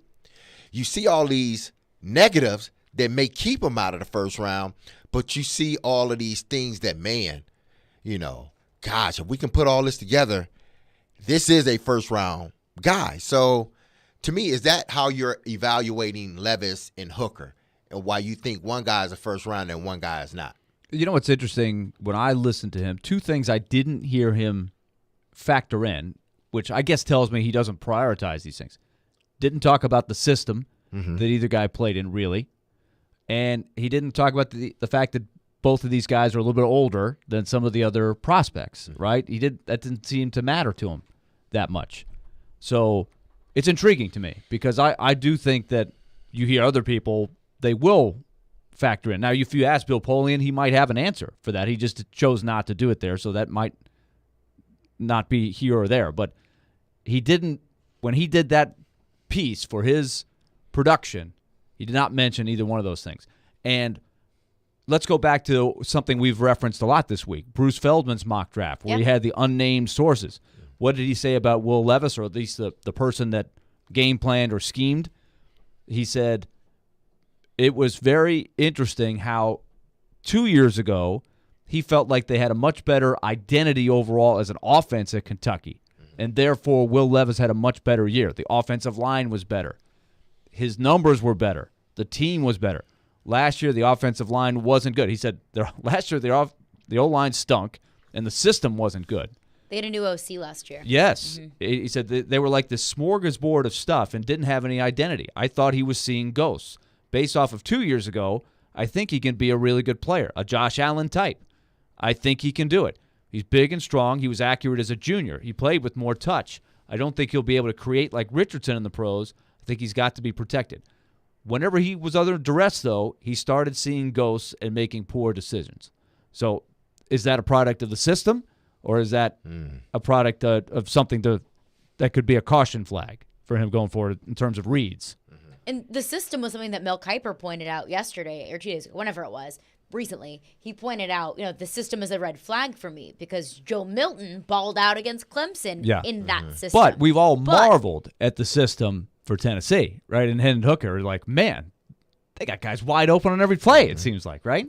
Yeah. Yeah. And it seemed like to me that the takeaways that I got from Polian's comparison between Levis and Hooker was he pointed out the things that kind of the negatives of Hendon Hooker, the accuracy issues. They're there. the tendency to turn the ball over. I don't know what his touchdown interception ratio was, not 2-1 like Bill Polian said, but a lot of the things that he pointed out about Hendon Hooker that weren't necessarily glowing recommendations, whether it be misreading coverages or not being the most elusive quarterback. So those are all things you can work on. Misreading coverages, well, it's probably because he doesn't have a ton of experience in that system, or not being the most agile on your feet. Well, that'll come probably if you get a little bit more comfortable. So it seemed like to me the takeaways that I got were Hendon Hooker's things that aren't A+, those can be worked on. Those can be groomed. Will Levis's things, every interception has a different story. I don't know exactly what all of those stories were, but it's not accuracy or a touch. Your tendency to turn the ball over. Those are all red flags. Can they be worked on? Can they not? It depends on whatever the story was. But let's continue on the other side. 615-737-1025 is our phone number. We'll get your thoughts on that as well. Caroline, Willie, D-Mace, 102.5-106.3 The Game. 185! Every team needs a quarterback. 185! That's why we have Hasselbeck, bootleg, rollout, toss, touchdown. Tim. You can run good plays at the right time. ESPN NFL analyst Tim Hasselbeck gives his expertise on all things NFL. You evaluate players, and then you're turning them over to the coaching staff. Every Tuesday at noon. At the right time. With Caroline, Willie, and D-Mace. Tim on 102.5 and 106.3 The Game and the Game Nashville app. Gary Ashton here. People walk up to me all the time and say, don't sell without the intel. This message couldn't be more true. Right now, it's a fantastic time to buy or sell your home in Nashville, but you can't do it without the intel. No one has more intel than the Gary Ashton team. So what is this intel we keep hearing about? Intel so you can sell your home without stagings or showings? Intel on where to find your next home so that you can sell your current home while the market is hot? And intel that helps you win the buyer battle and cash in on your home equity. For more intel, visit GaryAshton.com. where we can give you the insight and the most up-to-date real estate intel in Nashville. Plus, the Gary Ashton team is the official real estate team of the Nashville Predators. Get the confidence to sell your home and find the dream address without the stress. Visit us today at GaryAshton.com. That's GaryAshton.com. And remember, don't sell without the intel. What if you could be credit card debt-free in 10 days and save as much as $1,000 a month? Loan Pronto's all-new Express Equity Line of Credit program is just what you need. Willie Donick here. You don't have to do a full home refi. You can tap a small portion of the equity you have and enjoy a super low monthly payment. With Loan Pronto's Express Equity Credit Line, you can close in 7 to 10 days, and a $50,000 loan would only cost you around $400 a month. Use that money to pay off high-interest credit cards or do a home improvement. You can access up to 90% of your home's equity, and 9 out of 10 homeowners won't even need an appraisal. Even if you did a total refi recently or just bought your home, you can tap the equity with this fast, easy program. Stop the madness and say no to 24% interest fees. Call Loan Pronto today. 615-499-5780. That's 615-499-5780 or go to loanpronto.com. Equal housing lender, NMLS 166-1781, subject to lender approval. Seems like everything costs more these days. Food, utilities, medical costs, you name it. But as prices go up, our family budget stays the same.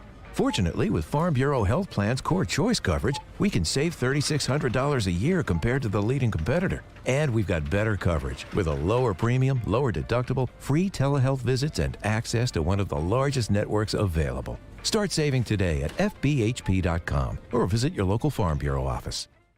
April was a busy hiring month for Cromwell Media, the owner of this radio station. We're saluting 3 teammates for 8 years of service. Cliff McCardle, our promotions director, and Jared Stillman and Ian Safar on 102.5, 106.3 The Game. Janet Gers in our business office passes the 6-year mark, and Junnie Gates in promotions and Lance Mackey in sales are celebrating 2 years with us. These folks are making a difference every day. Come join our amazing team. Send us your resume at together@cromwellmedia.com. That's together@cromwellmedia.com. Anyone want to tell me what happened? Did you miss any of today's show? It's okay. It's fine. Don't worry. Subscribe to the Caroline, Willie, and D-Mace podcast on Apple, Spotify, and other podcast platforms, or by going to theGameNashville.com. All right, I'll give it a shot. Having some fun in the midday. Okay, that's really fun. This is Caroline, Willie, and D-Mace. It's a good source of energy because it's live. On 102.5 and 106.3 The Game and the Game Nashville app. Caroline, Willie, D-Mace, 1025-1063, the game in the Game Nashville app. Ask D-Mace in 15 minutes. Get those questions in for D-Mace. We'll take your texts, take your calls. 615-737-1025 is our phone number. And remember, the best question for D-Mace will win a nice little prize. You can ask about the Spinners. It's a little Detroit sound for you there, D-Mace. The Spinners. Rubber Band Man. This is a good at-bat song right here. I like this. It's a good at-bat song. Breaking down Brian Polian's evaluation of Hendon Hooker and Will Levis. Of course, Brian Polian is the former special teams coordinator for LSU. Mm-hmm. His son. Okay. Bill Polian, former general manager for the Buffalo Bills, one of the winningest general managers in NFL history. He gives his evaluation on Will Levis versus Hendon Hooker. But D-Mace, before the break, you had a thought. No, I didn't. Was it thought about the Winnipeg weather? Because I'm going to experience that here very soon. I've got to get to the airport. It was 4 this morning. I know it was in regards to Hendon Hooker because you finished up with it. But it wasn't – I don't think it was a take where I needed to, really elaborate on it or go into it. It was just almost like, let me see. We got to go to break. So then forget it. But I think the interesting thing about Hendon Hooker is, though, because Bill Polian he mentions Will Levis. He gives him a first-round grade. Didn't give Hendon Hooker a grade, so to speak, but said he sees him more as a second-round guy. Do either of you see Hendon Hooker realistically falling to day 2? Because the way that I see the trend over the last couple of weeks, Hendon Hooker's creeping up in the mock drafts. And, of course, mock drafts really mean nothing. Draft day is absolute madness and chaos. Do you realistically see Hendon Hooker ended up being a second-day guy? I don't, but my thought is, wouldn't we have maybe said that about Malik Willis last year? And he was still sitting there in the 3rd round. So fair. So not every year is the same, but it does seem like more often than not, the quarterback that's getting a lot of talk slides up and somebody reaches for that guy more often than not. If there is going to be, and I think there is going to be in this year's draft, a guy kind of like a Malik Willis or a Desmond Ridder, guys who are predicted to be first-round picks, really more so Malik Willis. He got so much first-round hype. Would you be surprised if there's a guy very Malik Willis-esque in this year's draft, whether it's a Hendon Hooker or Will Levis, that slide maybe not all the way to the 3rd round, but a lot lower than we initially anticipated? I think there's going to be 2 guys, and I think it's it may be 3, but I think definitely it more than likely may be 2, and I think it was the 2 guys that we're talking about. I think there's a possibility Anthony Richardson may fall a little bit once it's all said and done, because right now you look at it and everybody's just intrigued and everybody's trying to figure things out and everybody's excited. But I think the closer and closer, and you can do it now because it's GMs can do it, coaches can do it, fans can do it, analysts can do it, because right now it doesn't mean anything. It means nothing. It means nothing. It means something on draft day when, on the clock, the Carolina Panthers, they have 15 minutes. I think it's 15 minutes or 12 minutes to make that draft. I know they cut it down for time's sake. But that's when it starts to mean something. When that stop clock goes and you are on the clock to get ready to make your pick. That's when it's going to mean something. All this stuff that everyone's doing right now, it doesn't mean anything to the teams that have to draft. It starts to mean something when you're actually on the clock and you're looking at the board and you're like, it's a little bit easier possibly for Carolina, because I think in their mind they're going to have who they want at number 1. Hell, they got to pick up all 1,500 guys that are draft eligible, so they can pick anybody. But we know they're going to go for a quarterback, or we assume. But draft day, usually every draft, there's at least 4 or 5 guys that are either get drafted higher than what we thought, and it's probably more than that. I'm just talking in the first 2 rounds, or a little bit lower than what we thought. And I think these 2 guys, not Richardson, and I think he may slip down, but Hendon Hooker and Will Levis, I think both of them will still end up getting drafted in the first round, but I think it may be a lot lower than what we may have first thought. Hell, these quarterbacks may get past 11, both of them. And we look at it like, wow, the Titans need a quarterback. And they're getting past 11. But the Titans can also move out of that spot and choose to move down because they still see these two quarterbacks on the board. So they may choose to move to 15 or 13 or 16 because in their minds, they will still be able to get one of these quarterbacks if they like them. I think almost for certain Hendon Hooker will be there at 11. Yeah. With Will Levis, I hear Bill Polian saying he gives him a first-round grade. And I think that's kind of been a unanimous decision or a unanimous thought around NFL circles is that Will Levis is a first-round quarterback. But not all first-round quarterbacks are created equal because your first overall pick versus the 31st pick in the first round, they're not going to be graded the same. They may end up differently. I mean, Aaron Rodgers was the end of the first round, and I don't even know what other quarterbacks were in his draft, but fair to say he probably outperformed that. Exactly. But I hear Bill Polian, but a 31 versus a 1 is very different. I think that Will Levis is a first-round quarterback. I do not think that Will Levis is a top 5 pick in this year's draft, but I think he's going to be. Unless it's a smokescreen, because Indianapolis has loved Will Levis, or at least they've put that out there, that they worked out Will Levis in Lexington. I believe it was yesterday, maybe 2 days ago. But all of the reports that I'm getting from, the NFL draft gurus and this coach that Peter King talked to in this article in Football Morning America says that there's a coach in the NFL that gave him a second-round grade. And even listening to Bill Polian's breakdown, even though he gives him a first-round grade, it's still, hey, the touchdown-interception ratio is not that great. Hey, his accuracy is faltering at times. Those are all things that are very clear concerns about your future potential franchise quarterback. So I don't think that you can take a guy in the top 5 that has that many question marks going into the draft. Now, we know that there have been plenty of top 5 picks that haven't panned out how you'd expect a top 5 pick to pan out. There have been plenty of first round or first overall quarterbacks that haven't panned out how you would expect a first overall quarterback to pan out. I know that. But I don't think that Will Levis is a top 5 pick, nor do I think that he should be taken in the top 5, but I just think that he will be. But it all depends on Indianapolis. Because of the circumstance, the teams that are picking. So you have Carolina, Houston. Houston is 2. And then Arizona's 3. Indianapolis 4. Seattle 5. Seattle 5. So I think a lot of it, I can even see, because you may be right. I could be wrong. I could be right. I don't know. But you could be right from this standpoint. He's not a top 5 quarterback if you're picking within the top 5. So Indianapolis may think that same thing.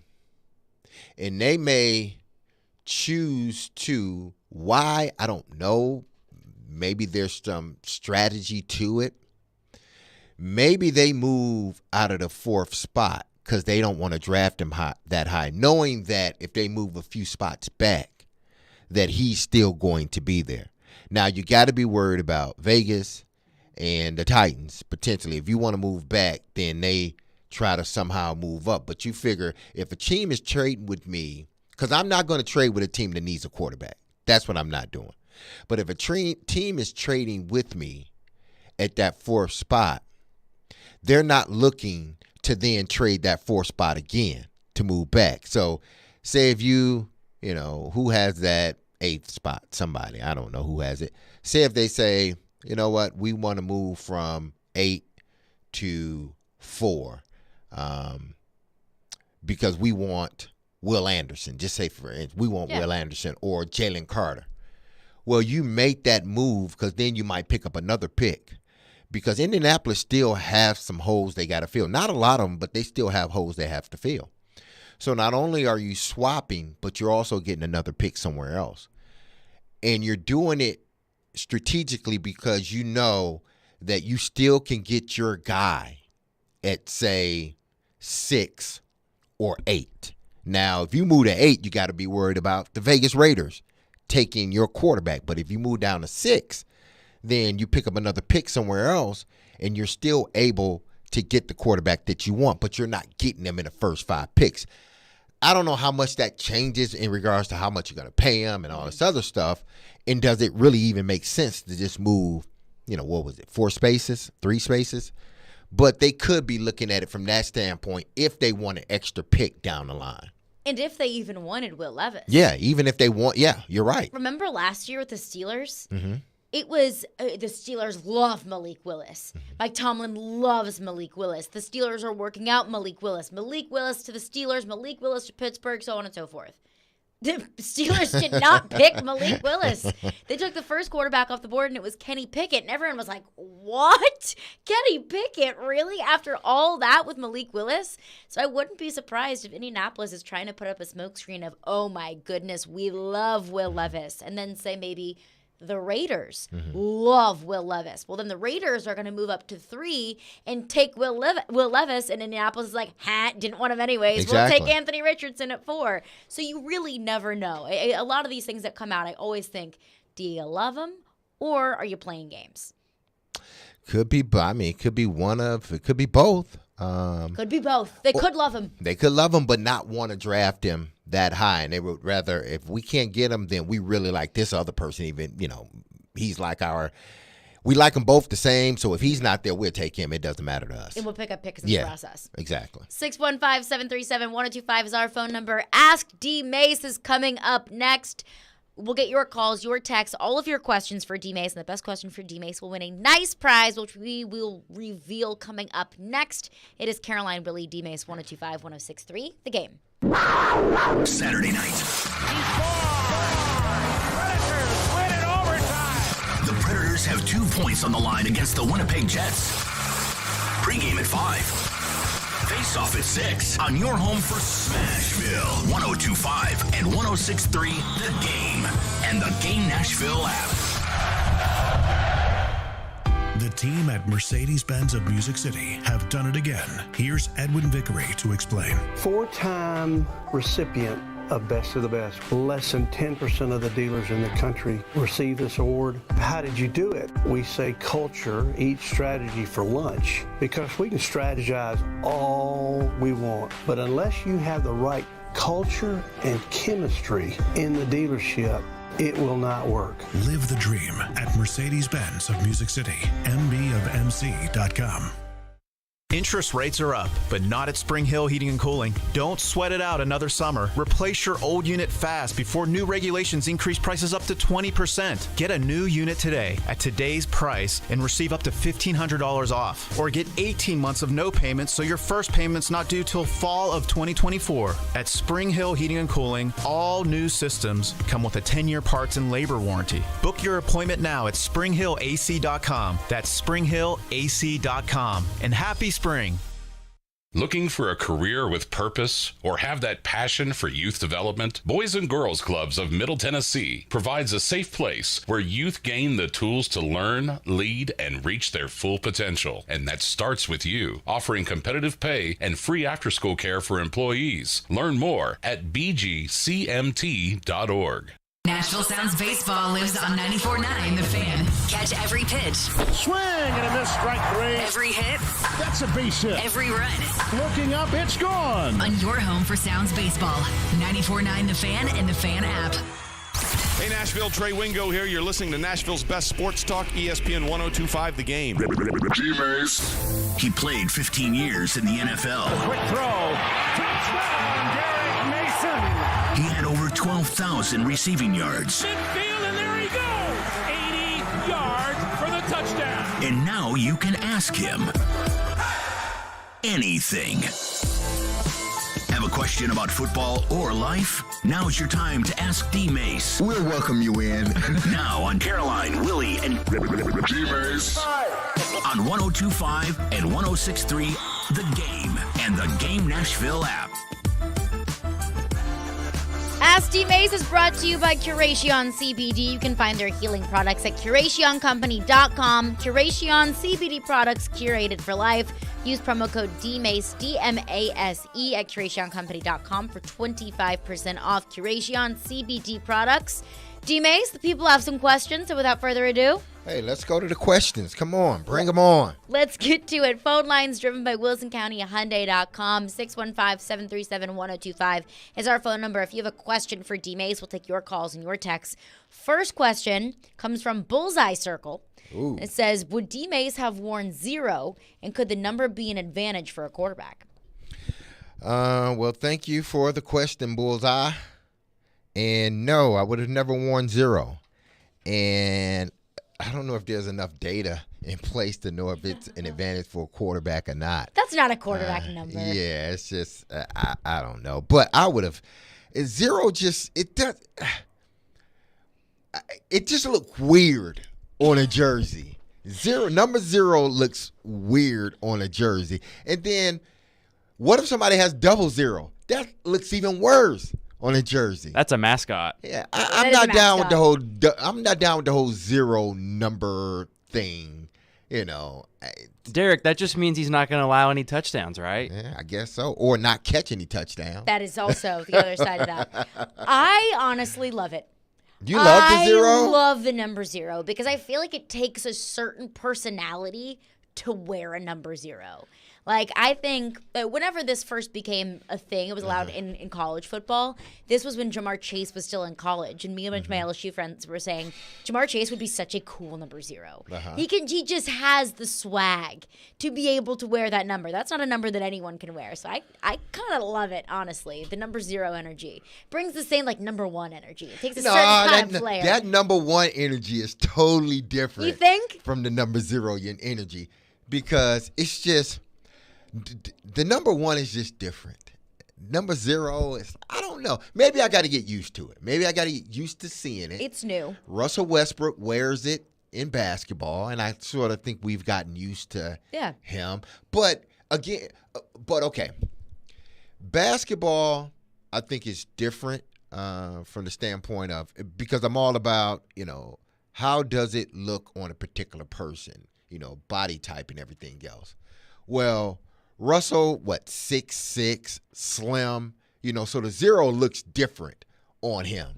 If you put a 0 on Jeffrey Simmons, that's gonna look a little different. Don't do Jeffrey like that. If you put a number 0 on your left tackle, exactly, that doesn't look the same. Guy. Exactly, it just doesn't look the same. So maybe they should just reserve it for, the skilled guys. It's a wide receiver DB number. Exactly, totally. Absolutely. Sean Murphy-Bunting is the Titans' number 0 this year. Is he? So okay. It gives me wide receiver DB exactly. vibes. It gives you wide receiver defensive back vibes. Yeah. Not offensive lineman. No. Defensive lineman. A quarterback with a number 0. Ew. Yeah, exactly. Ew. And I just looked it up. So now with Bunting, he is the second player in the entire league that will wear that number so far. Who's the first? The first one apparently is with, I thought I saw the Jacksonville Jaguars, but there was a guy that wore it in 1973, and then they had to stop him from wearing it. So he tried to do, he had 00, switched to 0, then they said, nah, you can't do that. Well, Sean Murphy-Bunting already making history in Tennessee. Love to hear that. Let's get back into your phones. Mike is on the line with a question for D-Mace. What's up, Mike?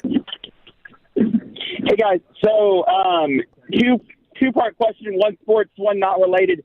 I thought 00, not just 0, but 00 can be reserved for, big dudes. The number of regular 0, maybe I get that for, the receiver thing, but, when I think of, 2 zeros, I'm thinking of, that would be a perfect number for a D-tackle or anything like that.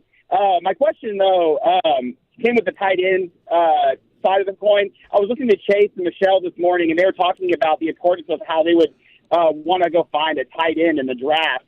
And my question to you, D-Mace, about that is how high of a draft pick would you realistically want to use on that? I was arguing that Chico Okonkwo's growth, to me, is extremely important to this team, and I wouldn't want to go out and draft a pass-catching, an elite pass-catching tight end that would take away from the potential growth that he had. But I do understand that there's a need for depth there. And then my other question, which is not sports-related, is it's my understanding you have 2 kids, right, Derek? Yes.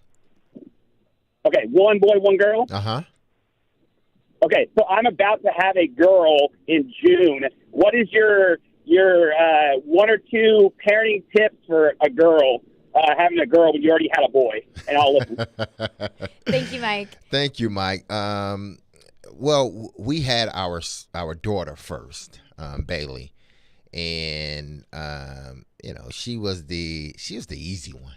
Bailey was the easy one. She's just DJ. He was a little bit rambunctious, and he was the little firecracker running around the house, all doing things. But here's what I've learned about having a daughter, and this is what you're gonna love, Mike.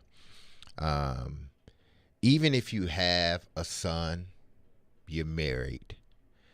I think you don't truly understand love until you have a daughter. You really don't. Because it's something different. It's something like men can't explain it with their daughters. You ask every man that has a daughter that spends time that's there and love them. You just can't explain it. Not to say that you don't love your wife or don't love your son, because I love my son to death. But it's just something about his sister. Like, that's just like he knows, don't mess with her. That's one, you don't mess with her. And everything that she says, it's like, it's right. I don't know if it's right, but she's coming out of her mouth is like, it's right. And it's logical, and she thinks about it a lot. But my advice to you is, and when you have a daughter, is to show them what they need to look for. Be present with them, because just like a son's first love is his mom, a daughter's first love is her dad, and you want to keep it that way.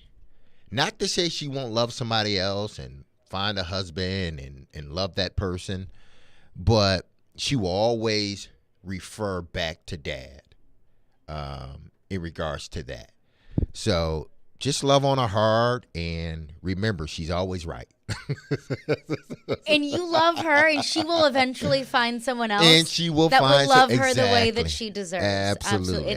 There is something special about that father-daughter relationship. Now, in regards to the tight ends, drafting them high, this year's tight end crop, I don't think is as great of a tight end crop as we may seen in previous years. I think I'm looking on a big board here on PFF, and they have 2 tight ends at this particular time ranked in the top 30 of potential picks. Now, things can change. There might be a tight end, Georgia's tight end. I love him.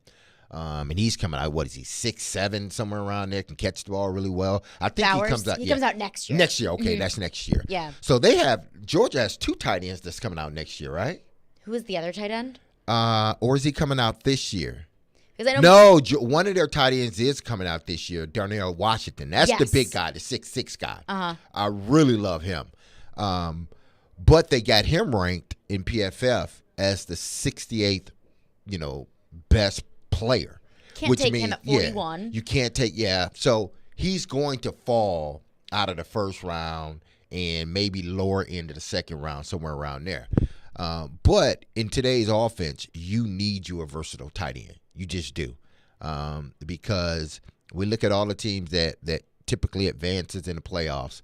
They have that one tight end that is a versatile guy that causes a matchup problem. That's why I was so, sort of like mystified when the Titans chose not to sign Jonnu Smith back because of his potential to be a mismatch in their type of offense they were running. But then they go out and get Chig Okonkwo, and now Chig has proven that he can be a playmaker in this league. So if you can get you a tight end, early in the draft or first 2 days in the draft, if you feel he fits what you need, then take him, because the league has moved toward having that versatile tight end that can both line up with his hands in the dirt or line up outside as a receiver. Another caller's point about when do you take a tight end? It's wherever you have him graded. Yeah. I mean, when do we ever see tight ends being taken in the top 3, top 5? Like rarely. Yeah, rarely. Yes. Kyle rarely. Pitts was taken 3rd overall.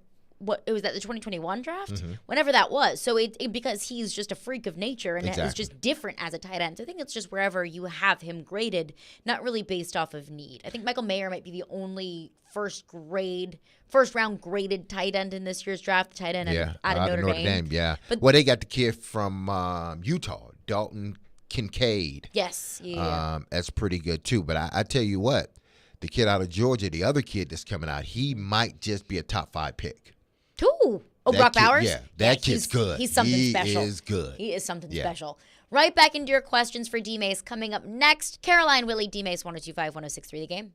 Want the latest on college football and Nashville sports? They can be a fully formed model of what they're going to be offensively moving forward. Join Outkick 360's Chad Withrow every Friday at 5 with Stillman and company. You don't know what's going to happen with the roster or the team. He'll bring opinions and charisma for a full half hour every week. This is a good lesson about sports and what we think and what actually happens. Chad Withrow on 102.5 and 106.3 The Game and the Game Nashville app. Gary Ashton here. People walk up to me all the time and say, don't sell without the intel. This message couldn't be more true. Right now, it's a fantastic time to buy or sell your home in Nashville, but you can't do it without the intel. No one has more intel than the Gary Ashton team. So what is this intel we keep hearing about? Intel so you can sell your home without stagings or showings? Intel on where to find your next home so that you can sell your current home while the market is hot? And intel that helps you win the buyer battle and cash in on your home equity. For more intel, visit GaryAshton.com, where we can give you the insight and the most up-to-date real estate intel in Nashville. Plus, the Gary Ashton team is the official real estate team of the Nashville Predators. Get the confidence to sell your home and find the dream address without the stress. Visit us today at GaryAshton.com. That's GaryAshton.com. And remember, don't sell without the intel.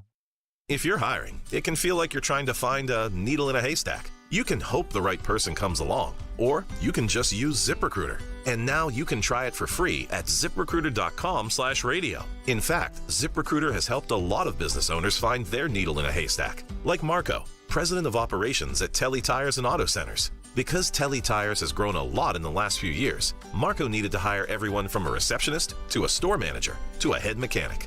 ZipRecruiter helps me find all the right people, even the most difficult jobs to fill. ZipRecruiter helps me keep my business running. Take it from Marco and millions of other businesses who've used ZipRecruiter. ZipRecruiter can help you find the needle in the haystack. See why 4 out of 5 employers who post a job on ZipRecruiter get a quality candidate within the first day. And right now, you can try ZipRecruiter for free. That's right, free at ZipRecruiter.com/radio. That's ZipRecruiter.com/RADIO. ZipRecruiter.com/radio. ZipRecruiter, the smartest way to hire.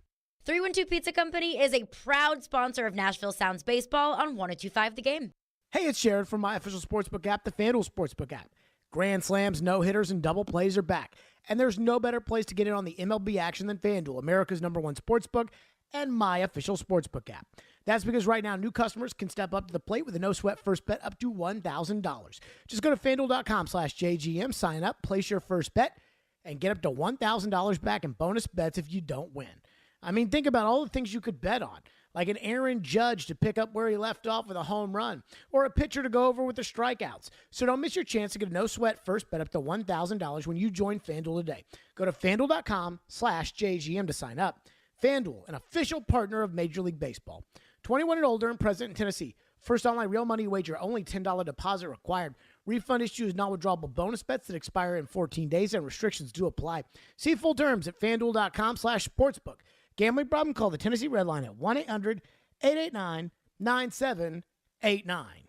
He's got big takes. It's not that freaking hard. Hand the ball to Henry. Small takes. You have to defend your decision. But all takes. They win, they lose. Just invested a lot into this game. I thought it was the worst press conference. He is Jared Stillman. I guess I'm just not a very good coach, Jared. Weekdays from 2 to 6, Stillman and Company. Presented by TriStar Moving on 102.5 and 106.3 The Game and the Game Nashville app. Having some fun in the midday.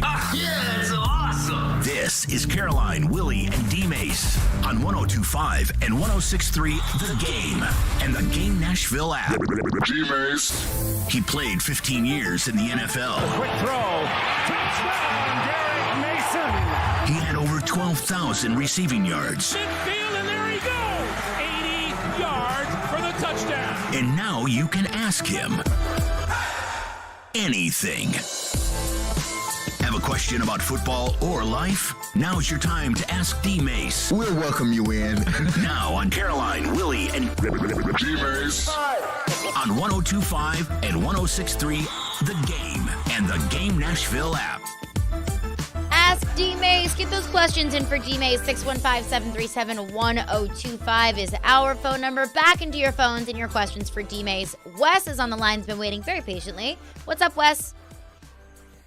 Good morning. Happy Friday, guys. I'm got to apologize off the rip and just let y'all know I don't have a question that's going to downgrade Jared again today, so I apologize. That's all right. We have next Friday, too. Well, hey, there we go.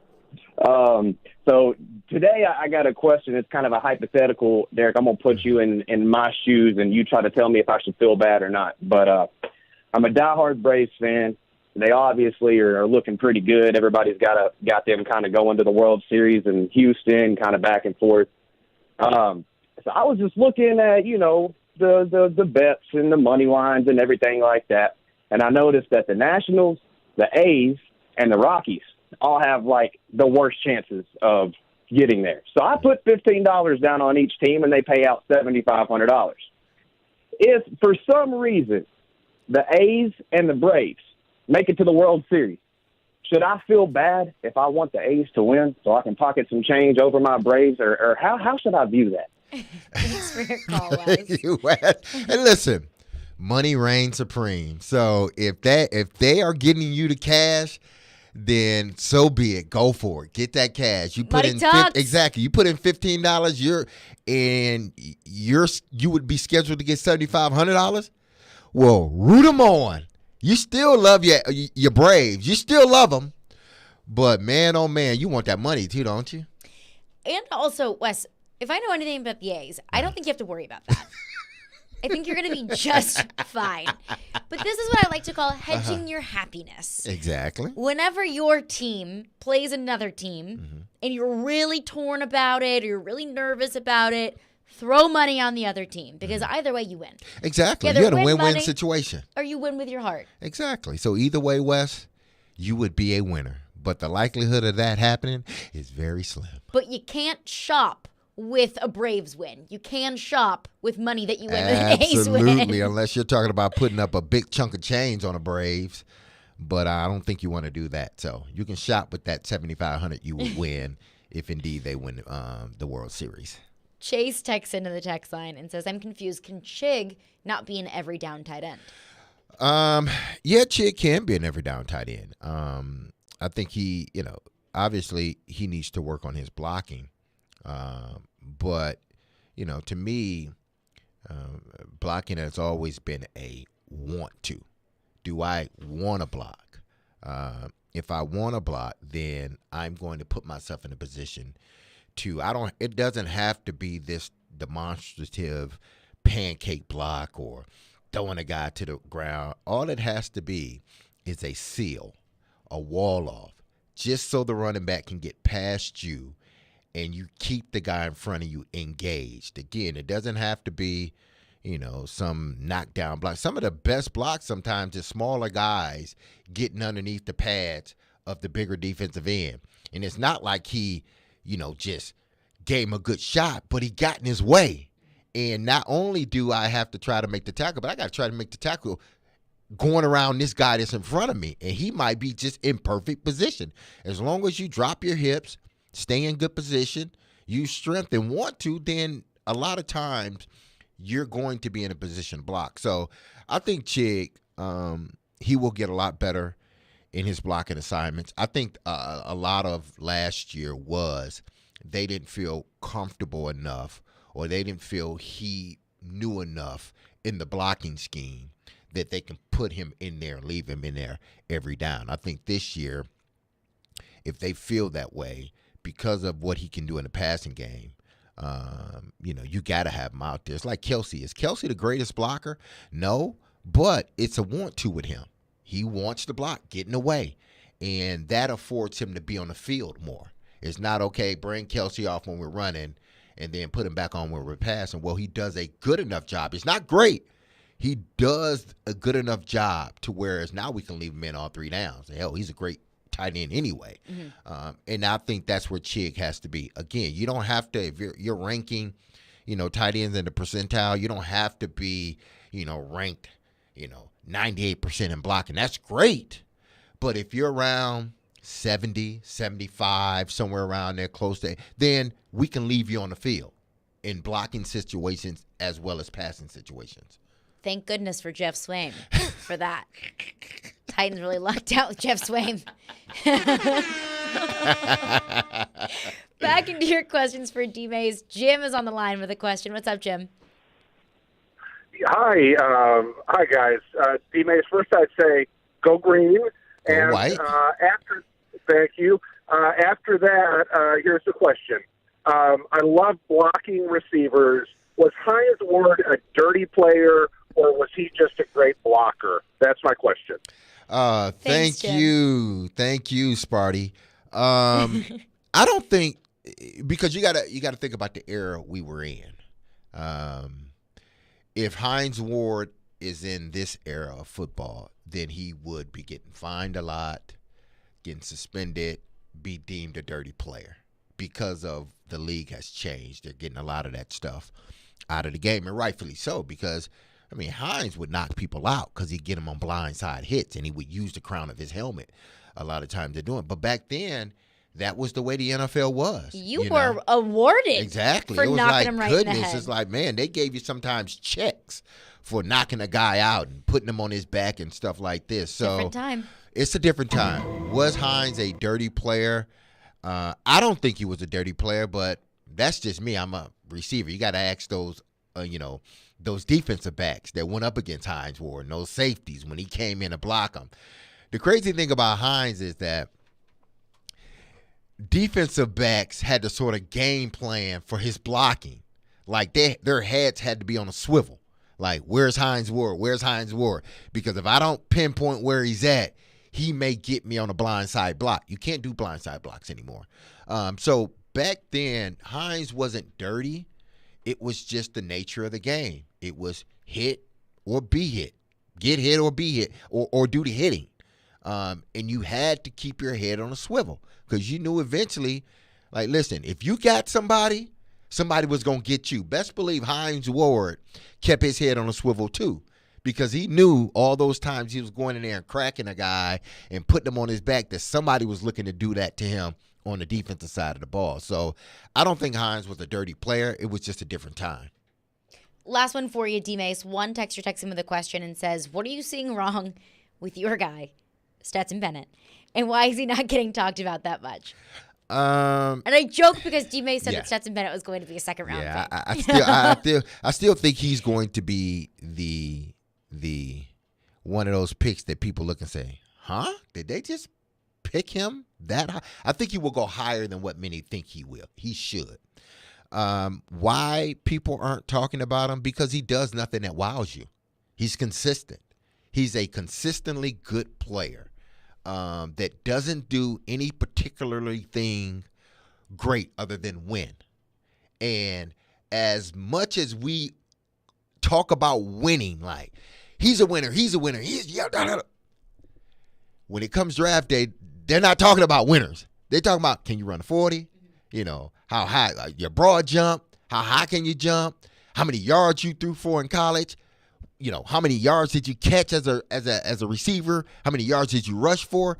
They're not sitting here and saying, who's another individual that's won a lot of games, but okay. You throw like 3 or 4 guys out there.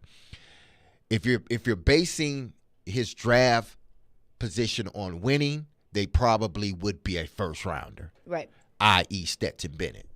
But Because he's lost, what, one game exactly, in college? he's just a winner. Yeah. He's a winner. I think the only guy that sort of came into play with was Tim Tebow.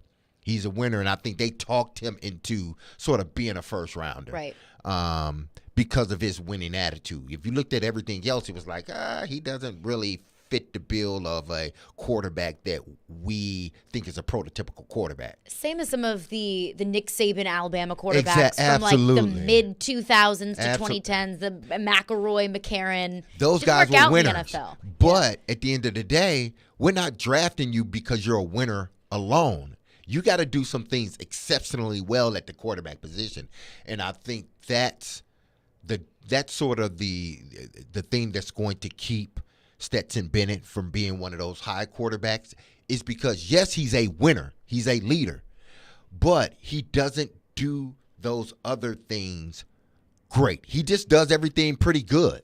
Good enough to win you a ball game. But they're looking for the guy that's, strong arm, can run a 4.3, do all these things, these intangible things, well, not intangible things, but things you can't teach.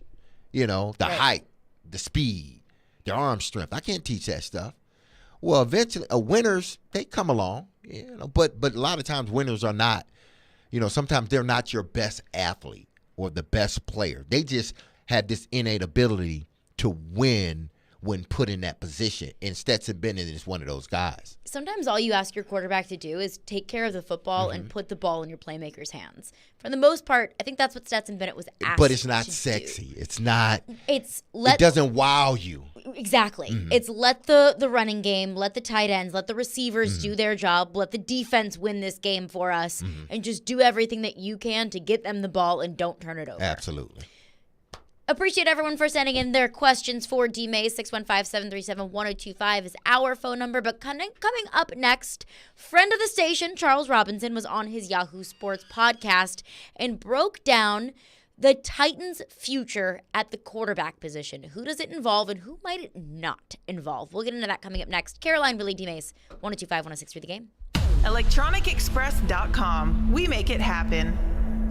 Spring in and style up with huge savings on top athletic brands at your Dick's Sporting Goods warehouse sales store in Franklin.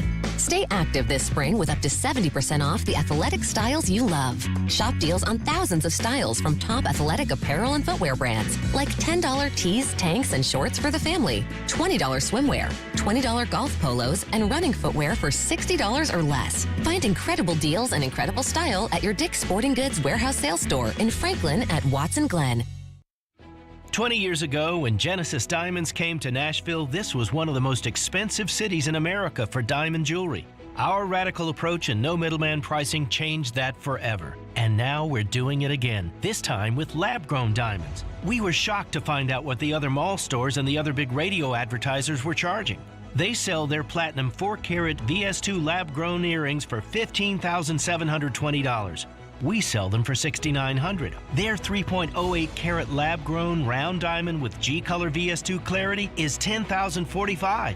We sell it for $5,900. Looks like they might be going back to the old ways. If they're charging this much on lab-grown diamonds, kind of makes you wonder what else they're selling at the same outrageous markup. Nashville, we are not going backwards. At Genesis Diamonds, our non-commissioned trusted advisors are here to give you all the information with details you can trust and prices you can count on. Genesis Diamonds, Green Hills and Cool Springs.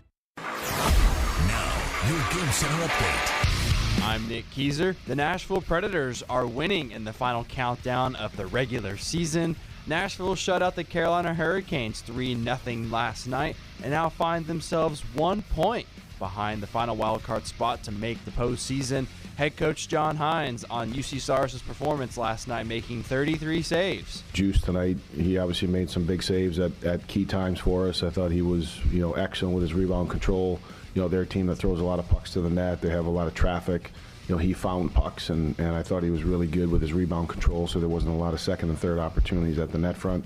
And down in Memphis, the Sound split their doubleheader last night against the Redbirds, taking Game 1 4-0 while falling in Game 2 2-0. They'll be back in action tonight with first pitch at 7:05 p.m. Catch all the action with Jeff Him on 94.9 The Fan. And the Masters are underway until this Sunday. Vanderbilt's own Gordon Sargent is on the hunt for the green jacket along with 87 other golfers. You're listening to 102.5 and 106.3 The Game. For more, follow us on Twitter at 1025 The Game or visit thegamenashville.com. Live from the Hiller Plumbing, Heating, Cooling, and Electrical Studios. WPRT FM Pegram, WPUC HD2 Laverne. Broadcasting on Alexa. I appreciate that. And other smart speakers. 1025 and 1063. 1, 2, 3, 9. I think it was a good game. Had a couple of big plays. The Game. A Cromwell Media Station. Covering your teams and the news of the day. Ladies and gentlemen. This is Caroline, Willie, and D. Mace. It was pleasant to listen to. With Caroline Fenton, Willie Donick, and former NFL wide receiver Derek Mason. You are hands down my favorite radio personalities of all time. On 102.5 and 106.3 The Game and the Game Nashville app. With no further ado, Caroline, Willie, D-Mace, 102.5, 106.3 The Game in the Game Nashville app. We're live from the Hiller Plumbing, Heating, Cooling, and Electrical Game Studios, streaming live on Twitch, for YouTube, and Facebook Live every single day. Our video streaming is brought to you by Superbook Sports. So, D-Mace, let's go back a couple weeks ago. We know Daniel Jeremiah on the Move the Sticks podcast said the Titans are exploring trading up to the number 3 overall pick, which can only mean the Titans are interested in drafting a quarterback. Now, Charles Robinson was on Robby and Rexroad earlier this week, and Charles Robinson said, yes, that could have been interpreted through the grapevine of general managers talking to all of the NFL draft gurus, all the NFL insiders, could have gotten translated from the Titans are looking around for a potential landing spot for Ryan Tannehill to the Titans are drafting a quarterback. Now, those two things could mean two completely different things.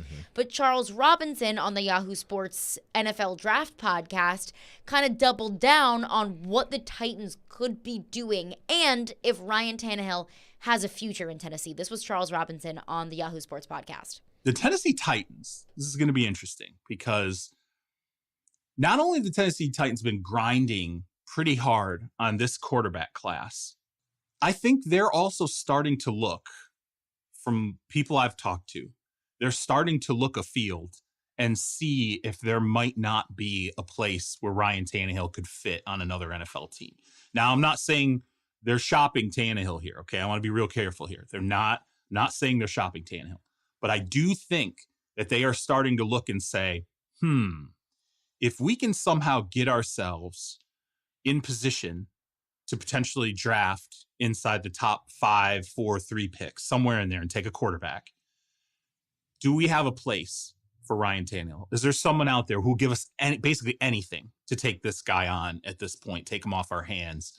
And I think they're pretty serious about it.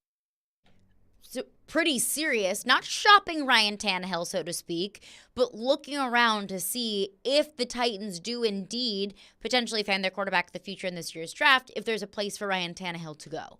Now, I'm not discounting Charles Robinson's sources in the slightest. I appreciate his intel in the NFL. I love listening to Robby and Rexroad's talks with him every week.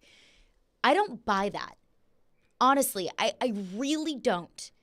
Because I want to get your thoughts on this as well. I don't see how the Titans, one, would be willing to leverage all of the draft picks that it would take to trade up just to get into the top 5. Even getting into the top 5 doesn't guarantee you the quarterback of your choice.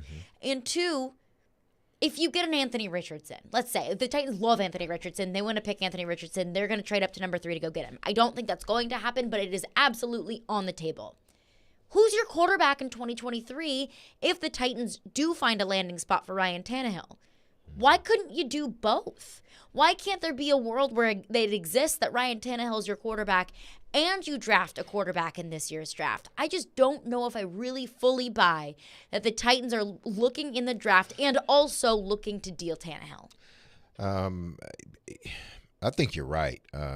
It would be – I can see had they kept Joshua Dobbs on the roster, signed him to the contract that Cleveland signed him to, kept him on the roster, and then this was floating. I can understand that because they can always say, listen, we're going to go to Joshua Dobbs as our backup, as our quarterback. We'll draft a quarterback, allow him to sit.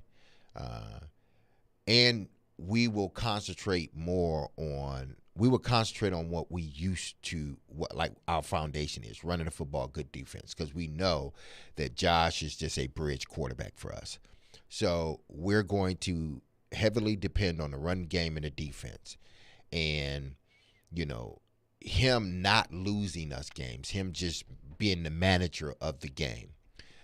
So we won't be that bad. We'll still be a good team, still possibly competing for a playoff spot. But we won't be in a position that maybe we would have been in had we kept Ryan Tannehill.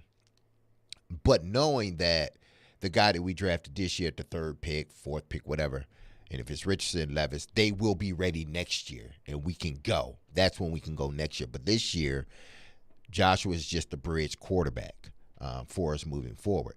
If he was still on the roster, I can understand them sort of trying to put out fillers and move on from Ryan Tannehill. But he's not, and they have no backup other than Malik Willis, and he's a guy that they're trying to get up to speed at this particular time. And they don't know, based on how he did last year, they don't know if even this year he would be ready to be a backup. So if that's indeed the case, why would you move up, draft a quarterback, get rid of Ryan Tannehill? Now you have 2 basically rookie quarterbacks. And you're saying you want to be competitive. Exactly. You're saying you want to be competitive. And also you're saying you want to develop your quarterbacks. Well, you can't develop them. You can, but it's going to be hard because you're going to see a lot of bad football more than likely. And as we have seen with quarterbacks a lot of times, that could be very detrimental to their development moving forward. Like, or Anthony Richardson, for the most part, or Will Levis, for the most part, shouldn't have to come in and be the guy. They should come in and be the guy for next year or the year after that, but not this season. So if I get rid of Ryan Tannehill, trade him, do whatever, then they become the guy. Unless you then go out and get another backup that may get cut or still out there without a job.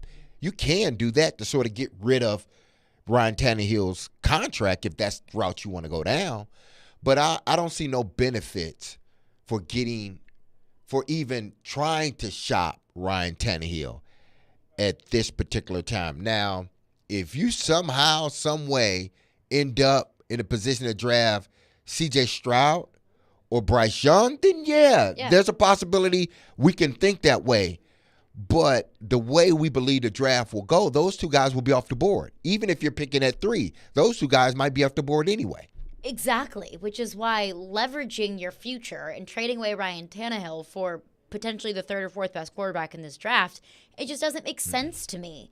And having that guy start right away, you're going to ruin him. Yeah. I do think that there's a good bit of truth to quarterbacks that have become and developed into some of the best quarterbacks in the league. Let's take Patrick Mahomes, for example. Mm-hmm. Patrick Mahomes has insane talent. Mm-hmm. But I also do think that first year of him being able to sit behind Alex Smith was probably invaluable to his development because he didn't have to be the guy right away. They didn't ruin him. Mm-hmm. But I look at Baker Mayfield, for example. How different could Baker Mayfield's career have been if he was drafted into a stable environment in Cleveland? If he didn't have, a revolving door offensive coordinator and head coach for his first few years in Cleveland. If he had the ability to sit and learn and develop and learn what his expectations were in the NFL before he was thrown out there to the Wolves. I don't know if things would have been any different if the roles were reversed, but I do think there's a good bit of truth to the environment that you're drafted into. And I'm not saying that they would be drafted into a bad environment coming in to Tennessee, because you'd be drafted by one of the best coaches in the league, at least what I believe to be one of the best coaches in the league, in Mike Vrabel. But still, the 2 things of drafting a quarterback number 3 overall and shopping Tannehill, and I know Charles Robinson said they're not shopping him, but calling around to see a potential landing spot for Ryan Tannehill sounds a little bit like shopping to me. They just don't want to use the S word.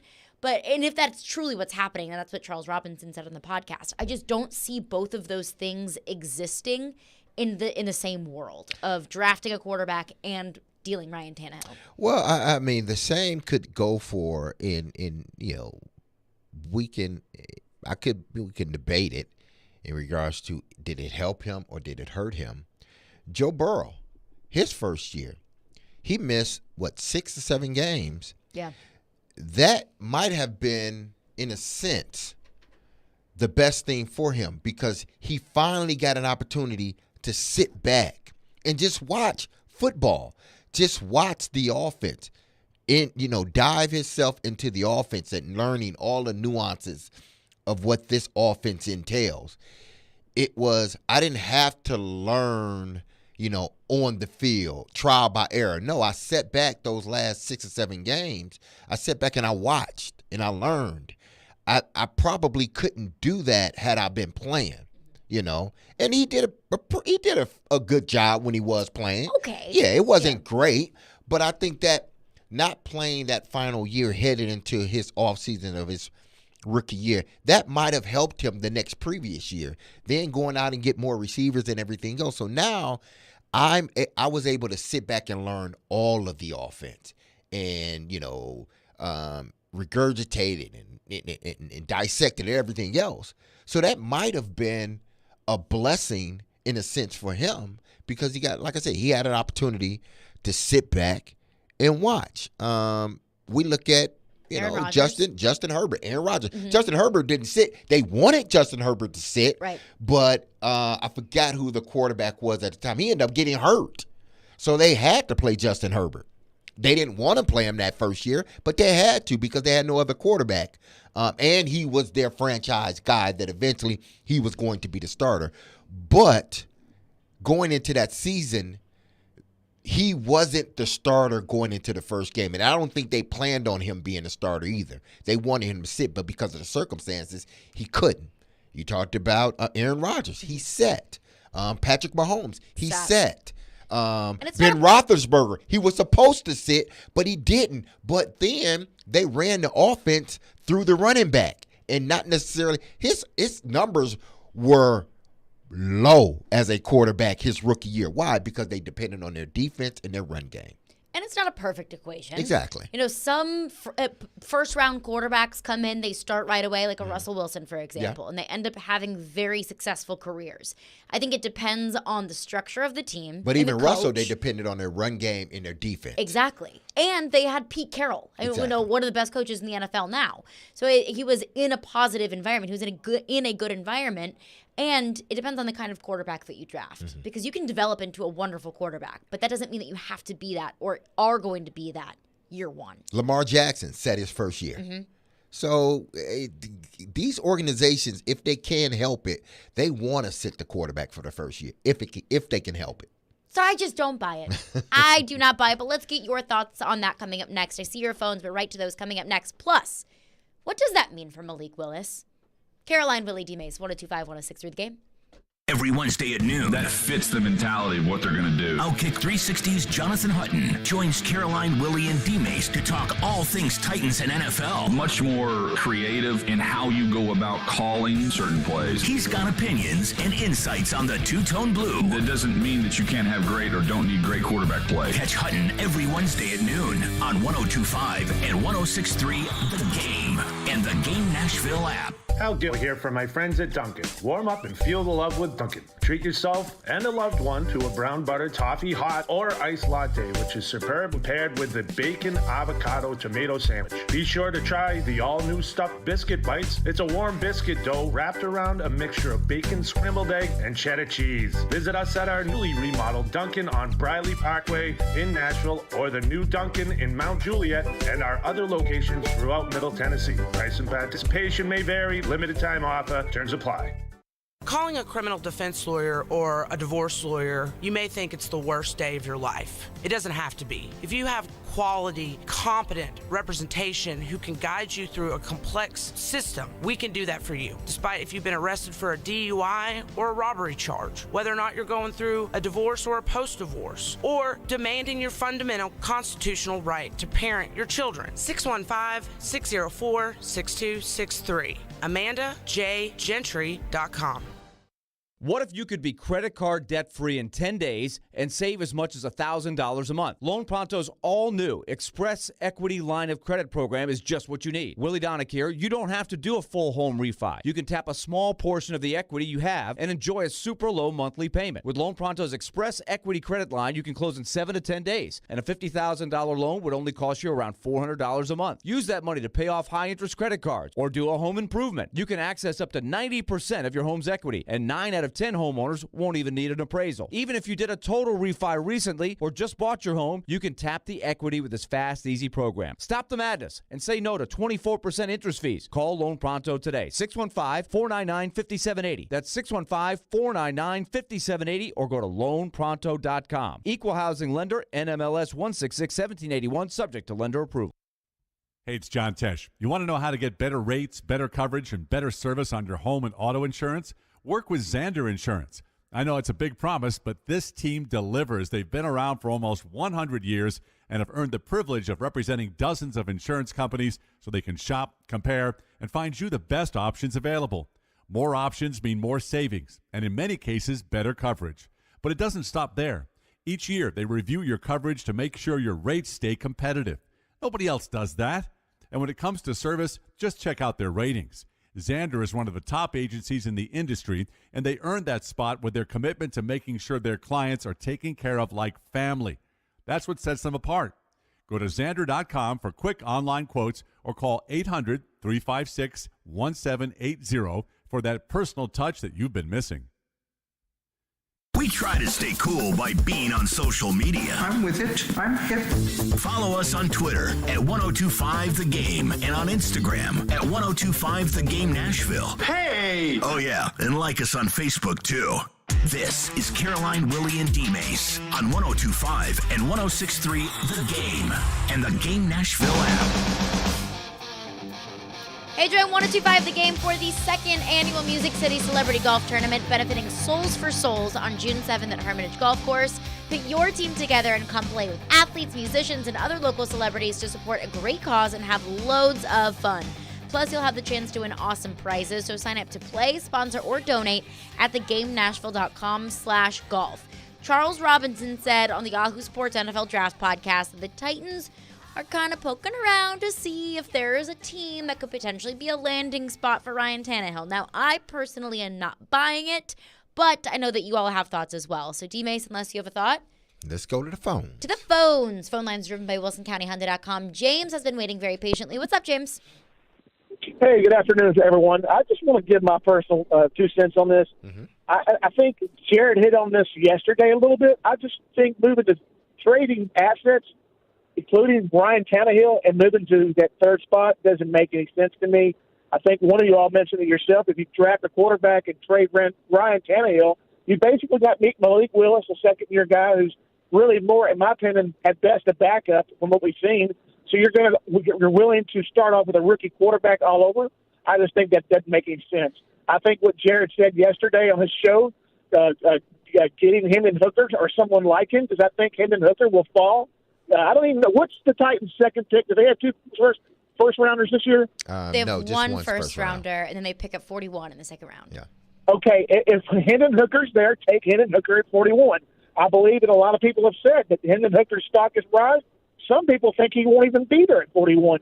But I think trying to trade Tannehill, a quarterback that when you put a decent offensive line around him, when Derrick Henry's healthy and you got some receivers to throw to, like a couple of years ago with A.J. Brown, I think the whole plan's ridiculous. And I'm just going to hang up and see what you guys got to say. And you guys have a very happy Easter weekend. And, Jared, if you're listening, have a great Passover weekend as well. Take care. Awesome. Thanks, Thank James. you. I appreciate that call. All very good points. Mm-hmm. And I agree. I don't. This team wants to win now. That's something that's been made very clear by Rand Carthon and Mike Vrabel. That doesn't mean we're going for the Super Bowl and we're doing everything we can to win the Super Bowl. But it means that they want to be as competitive as possible. If that means a Super Bowl, then wonderful. If you want to be as competitive as possible, Malik Willis is not in that equation. Not this. If you want to be competitive, then yeah, he's not that guy that it's going to put you in a position to be competitive. Now, I do believe he will get better based upon what we've seen last year. Well, hell, he can't do anything but get better. But I still don't believe that, one, he's a starting quarterback, and he's still going to need some work to be that backup guy as well. If Hendon Hooker, because you got to sort of look at the draft, and I'm sure the Titans, they are doing this and will do this as the draft is going, depending on who they're eyeing or guys that they're eyeing in that first round. If Hendon Hooker isn't, it doesn't look as if he will be drafted like high, like the top 10 picks. I think as a Tennessee Titans, you got to look at it and say, can we move down in the draft, accumulate a fourth-round pick, because I don't think they have one, a fourth-round pick, and maybe another pick, a late-round pick. Can we do that, move down in the first round, and still be in a position to get Hendon Hooker, if indeed they want him, if they see how the draft is going? Because you got to look at, Pittsburgh really doesn't need a quarterback because they feel they have their quarterbacks. The Jets, they got their quarterback, or they will have him pretty soon, maybe. Seattle already has a high pick, so this would end up being Seattle's second pick in the first round. Mm-hmm. So we're assuming that if Seattle's going to get a quarterback, they're going to get it high.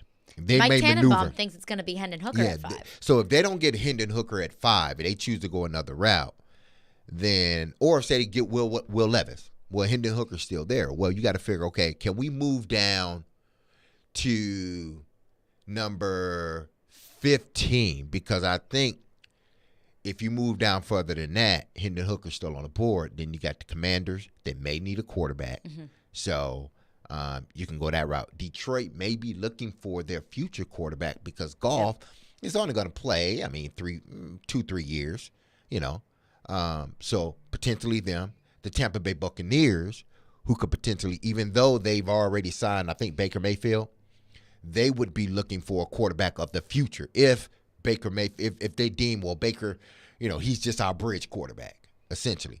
So you got to pay attention to this draft. If indeed Hendon Hooker falls down, you got to think, I believe, how far can we go down? If indeed we like Hendon Hooker, how far can we go down, still pick up a pick possibly, and still be able to draft Hendon Hooker? Well, it seems like they can't go no further than 15 because the Commanders may look at it like, oh, he's on the board? Oh, well, let's take him. Right. If indeed you allow him to go if indeed you go past the Commanders in regards to draft order. But I think that number 15 pick gives you the ability to move down, still be in a position, if you like Hendon Hooker, still be in a position to draft him, but you also pick up picks, say in the fourth round, which you don't have.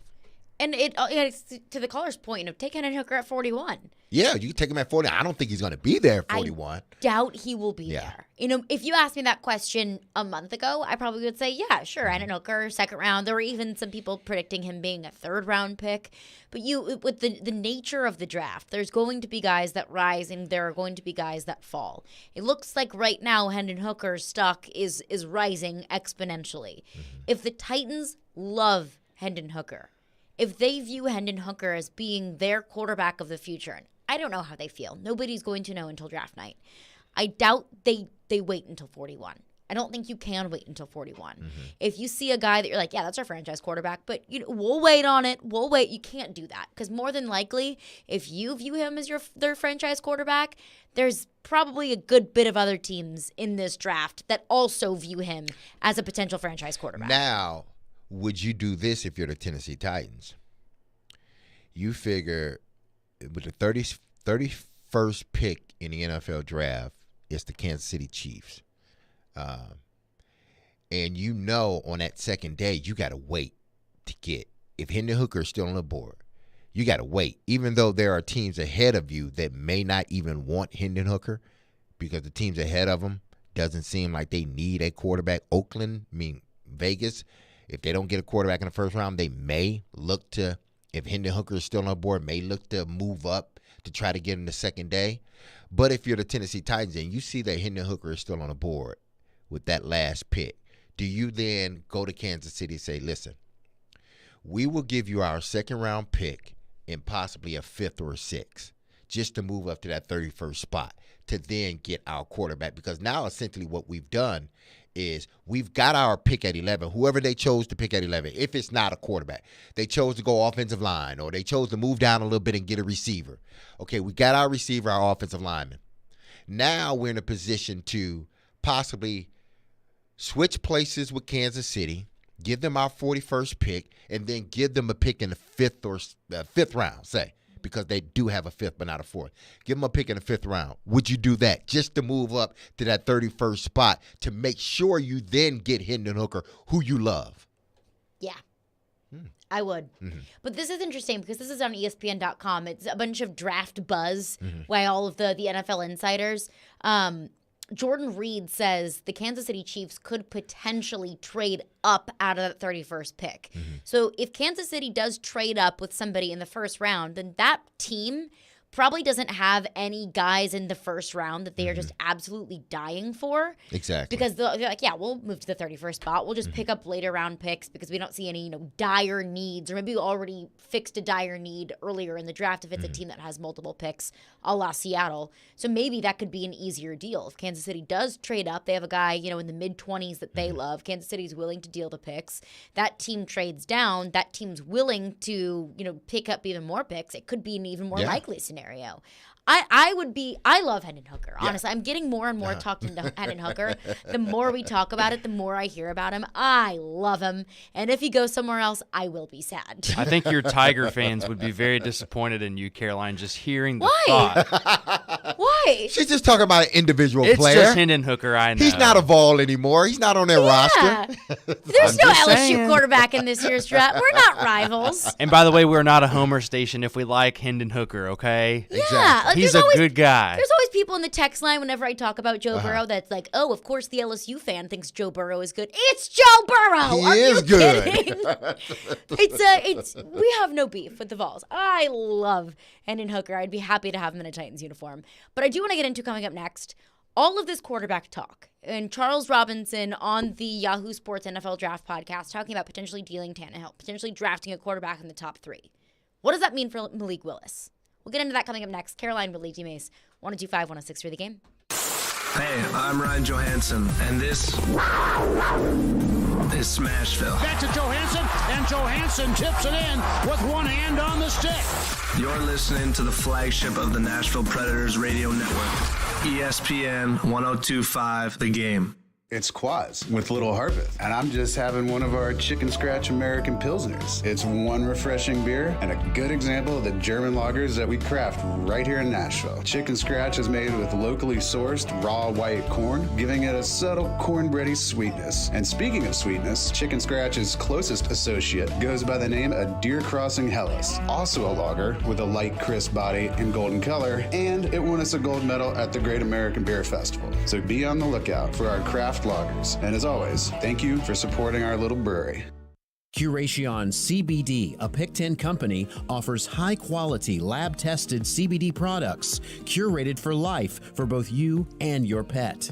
Hi, I'm Adam Intihar, also known as the Dog Father of Nashville. Curation 600 milligram CBD roll-on really helps me get through my training days. Applying it in the morning and again at night helps me take bites from dogs like Zulu or go on adventures with dogs like Lieutenant Dan. Curation is awesome. Discover the full range of Curation products online at CurationCompany.com.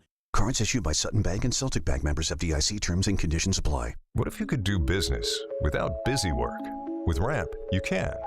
Ramp is the future of finance with smart automation, corporate cards, and spend management. Just imagine, no more expense reports or shuffling wrinkled receipts. No more slogging through invoices or getting surprised by unexpected charges. Just your business's big idea with smart spend controls, automation that crushes busy work, and real-time insights so you can make it happen.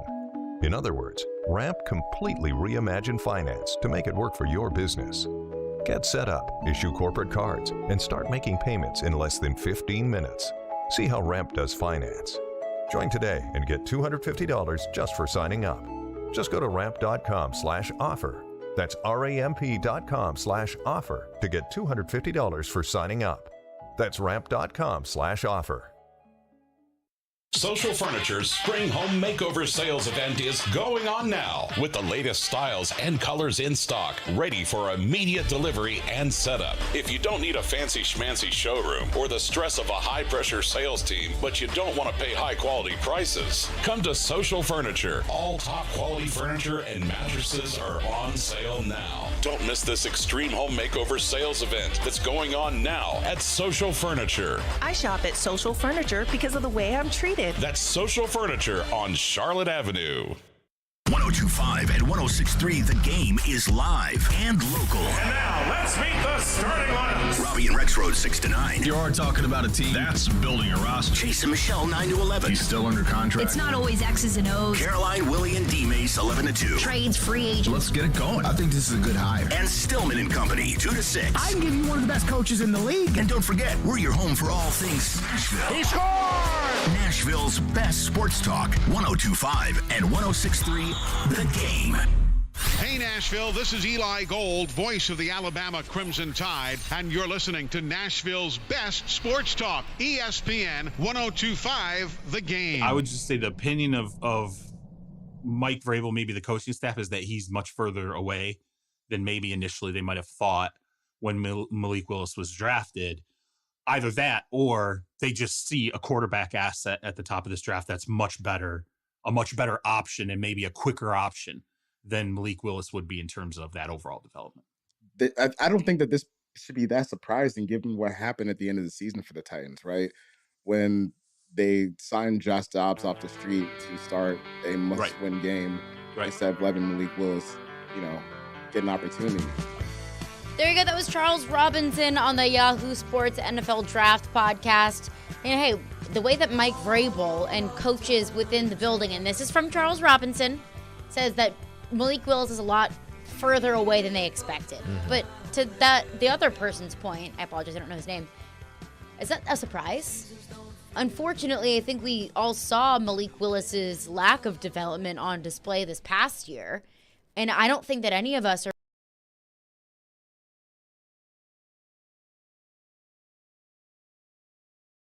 don't view Malik Willis, from what I saw this past year, as having a potential talent to blossom into a starting caliber quarterback in the league.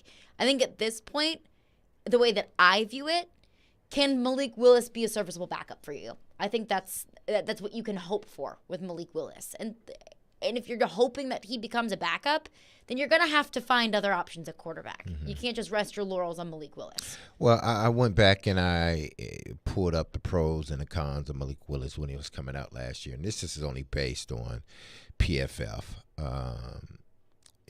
They had he was ranked the number one quarterback, but the big board had him ranked 30th. End up projecting him to be a first rounder. We know none of that happened. But his pros was arguably the strongest arm in the draft, can get velocity from any body position. And he did show that he had a strong arm. I don't think anybody's questioning his arm strength. He's got strength. He's got speed. Adds massive value as a runner, which, footwork improved a ton from 20 to 22. Now, I guess they based that on, what he did in 20 in college and then the numbers and everything else in 21. But his cons were base is woefully inconsistent, has made strides, but it still shows up too often, which it did show up in the game here. Eyes telegraph his throws regularly. That happened a lot when he got an opportunity to play, and the level of competition was poor. Had some ugly outings against Power 5 defense as well. That pretty much showed up in the NFL. We saw that. Exactly. So he just wasn't ready to play, and it's unfortunate that we saw the ugly of Malik Willis because they basically, he had to play. So whether he was ready or not, we were going to see not necessarily the finished product, but we were witnessing the product that hadn't even started yet to be produced. It's like, putting, saying I'm going to build this car, but then you just give me not necessarily what you've started, you just give me the specs. And I'm looking at it, well, if these are not the specs, y'all hadn't started building this. I can't do anything with this. That's essentially what Malik Willis was last year, what we saw. We saw the specs of what, many was probably saying. We didn't see what was being done to get him to that point to be a really good quarterback or a serviceable to backup quarterback in this league. Right. We saw him at the ground level, the ugly, and it didn't seem to get better the more he played. So we look at him as he can't do it. Like, we've seen the ugly. We don't think it's going to get any better. When in actuality, he may get better, but not to a point where he's going to be a starting quarterback in this league. He will be a backup. The way things are going, and depending on how quickly he can develop, which seems to it's going to take some time. To me, he's always going to be that guy that you use as a backup rather than this is our future quarterback right here. He's not the Titans' future quarterback. He may be their future backup quarterback, but he's not their future quarterback. And I don't think the Titans are giving up on him today. No, I don't think they're giving up on him. They're not going to do that. But I think the fact that the Titans are looking at other quarterback options and continuing to look for that quarterback of the future should probably tell you everything that you need to know about how they feel about Malik Willis's development. Because you said we haven't seen Malik Willis behind the scenes. We don't know what kind of development he's made from January until now. But I think the Titans' quarterback search is telling enough for me that the Titans don't view him as the future quarterback. That's okay. He was a third-round pick. Well, he's too much of a work in progress. Like, you got to do a lot of things. And this may take a few years to even get him to a point where you feel good with him just being our backup. Like, you are strictly our backup. We're not looking to bring nobody else in. If somebody goes down, we feel comfortable with putting you in a game, 2 or 3, games out of a season, and you doing a good job for us and winning those games. He's not there yet, and it's going to take some time for him to get there. But I'm with you. I don't think they are going to give up on him. I think they're going to give him an opportunity. And if he shows some progression this season, they're going to give him an opportunity next year. Why? Because they don't have to pay him. Yeah, that's true. He's making no money, really. I mean, he's making money, but from a quarterback standpoint, he's making pennies. He's not breaking the bank. bank. If he's getting better each year to a point where now he's going to be our legitimate backup, then okay, great. We can deal with that. Great. Yeah. Let's get your thoughts on it. Brad is on the line. What's up, Brad? Hey, guys. Listen, this is not meant to be any sort of bash against Hendon Hooker, but I have listened to people get more and more excited about him, and I keep thinking back to previous quarterbacks similar to Hooker as far as age and ability and all these things. Explain to me, if you could, how he is not Chris Weinke or Brandon Weeden, because both of those guys had tons of success and pass-happy offenses in college. They were both 25 years old when they came out. Both got into the NFL, and neither really did anything spectacular. I think Weinke started for a few years in Carolina. Weeden started for a few games maybe in Dallas, but they didn't really blossom. There wasn't more to them. What you got was what you got, and I feel like that's going to be the case with Hooker. And even though he had a really good year last year, it's not like he played any better level of competition than those guys would have played at their times in college, and he didn't have any better players around him than those guys would have had around them in college, because Weinke had Peter Ward to throw with too, and Jalen Hyatt's good, but I don't know if he's better than Peter Ward. Yeah, thanks for your call, Brad. Yeah. I tell you now, he wasn't better than Peter Ward.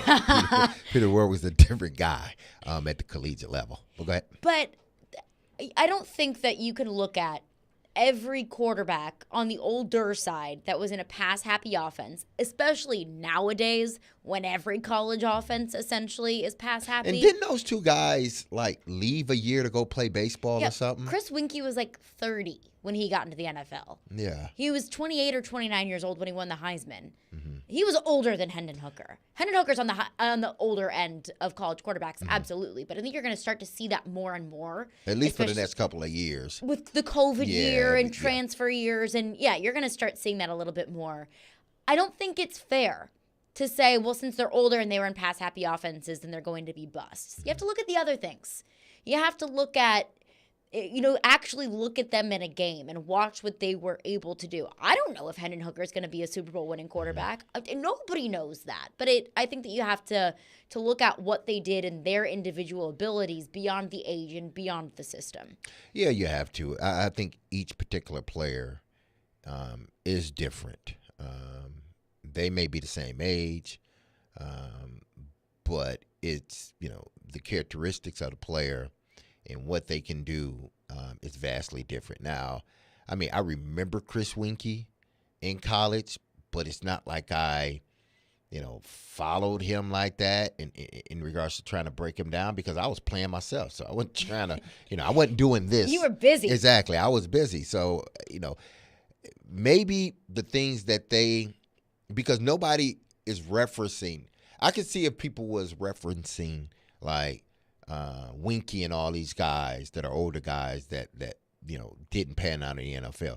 They're not making that reference when they talk about Hendon Hooker. They're not. They're not saying, well, remember Winkie and remember the other guy that came in at an older age and yes, they did well in college, but look at their NFL career. When they're talking about Hendon Hooker, they're not making that reference. I think it's a different type of football now.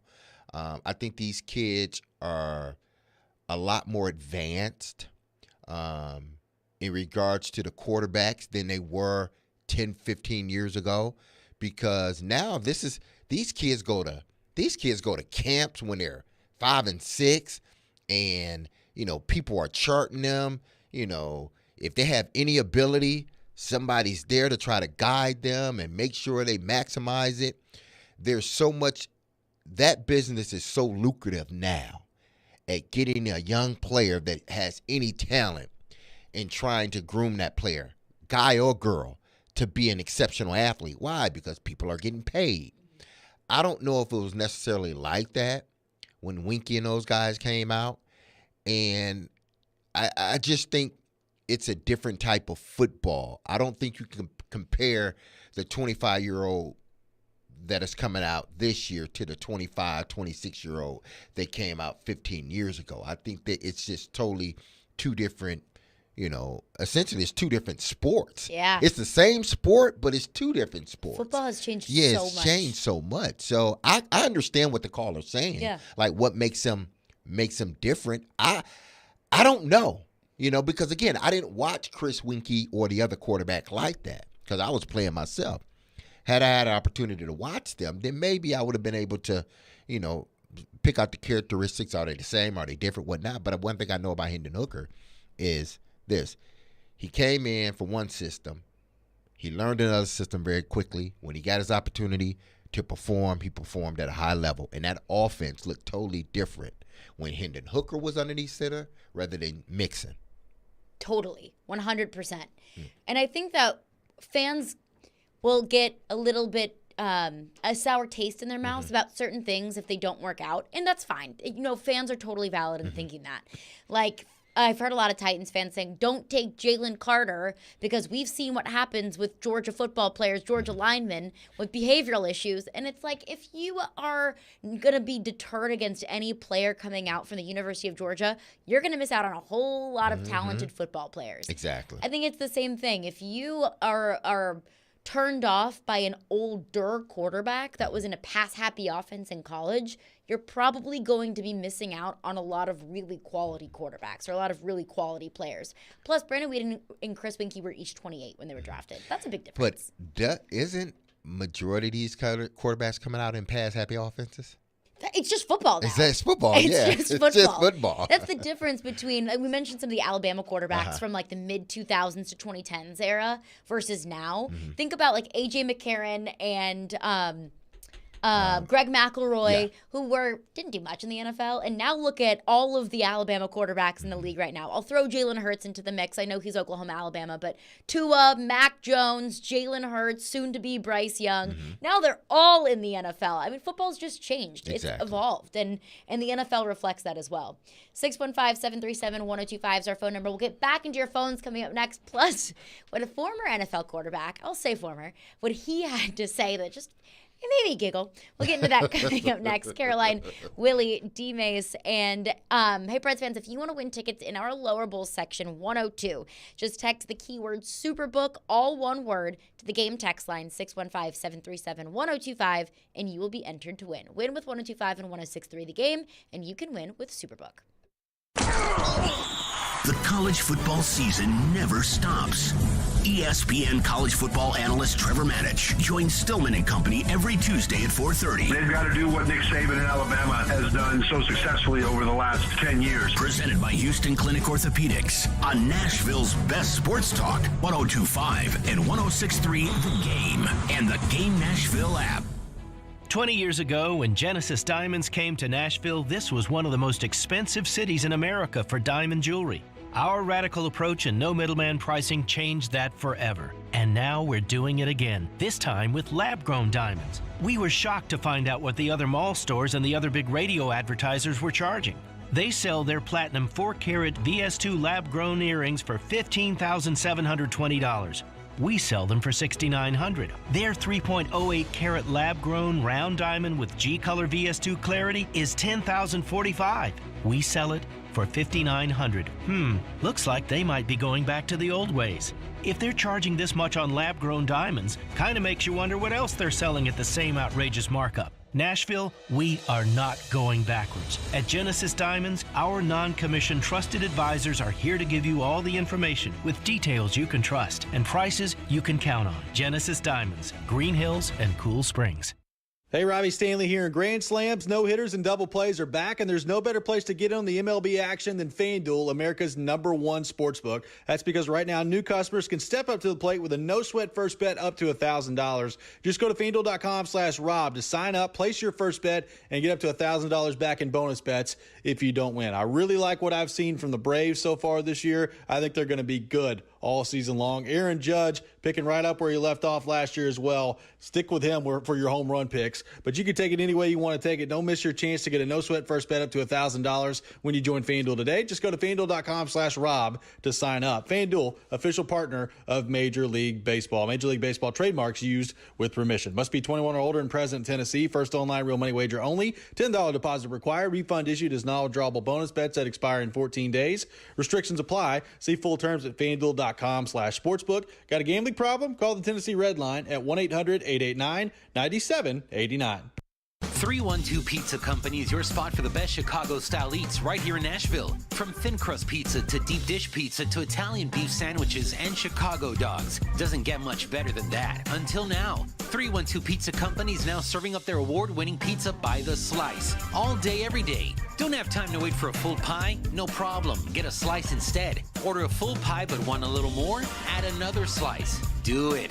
Honestly, just go get a slice. 312 Pizza Company. Nashville's authentic Chicago pizzeria. Go get a slice.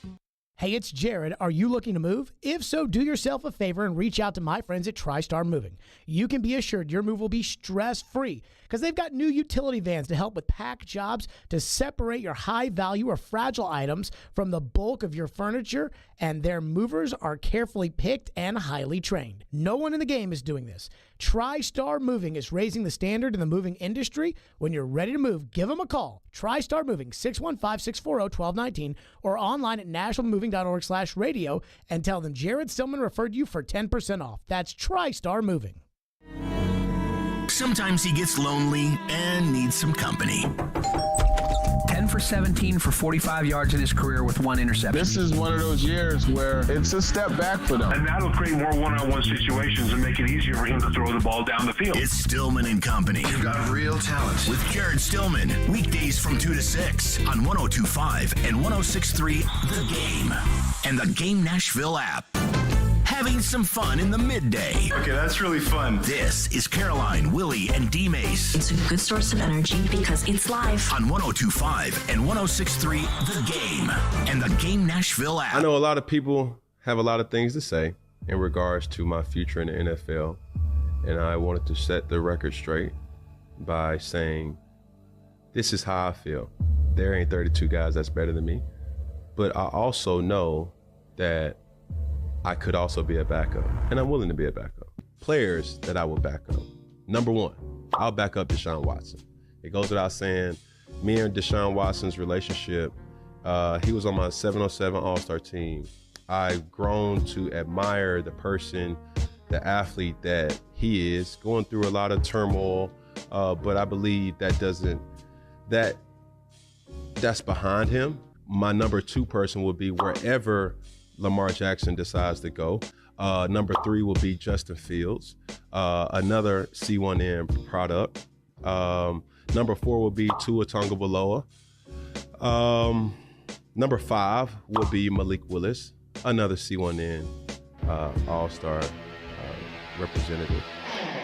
Okay, that was Cam Newton on his YouTube page.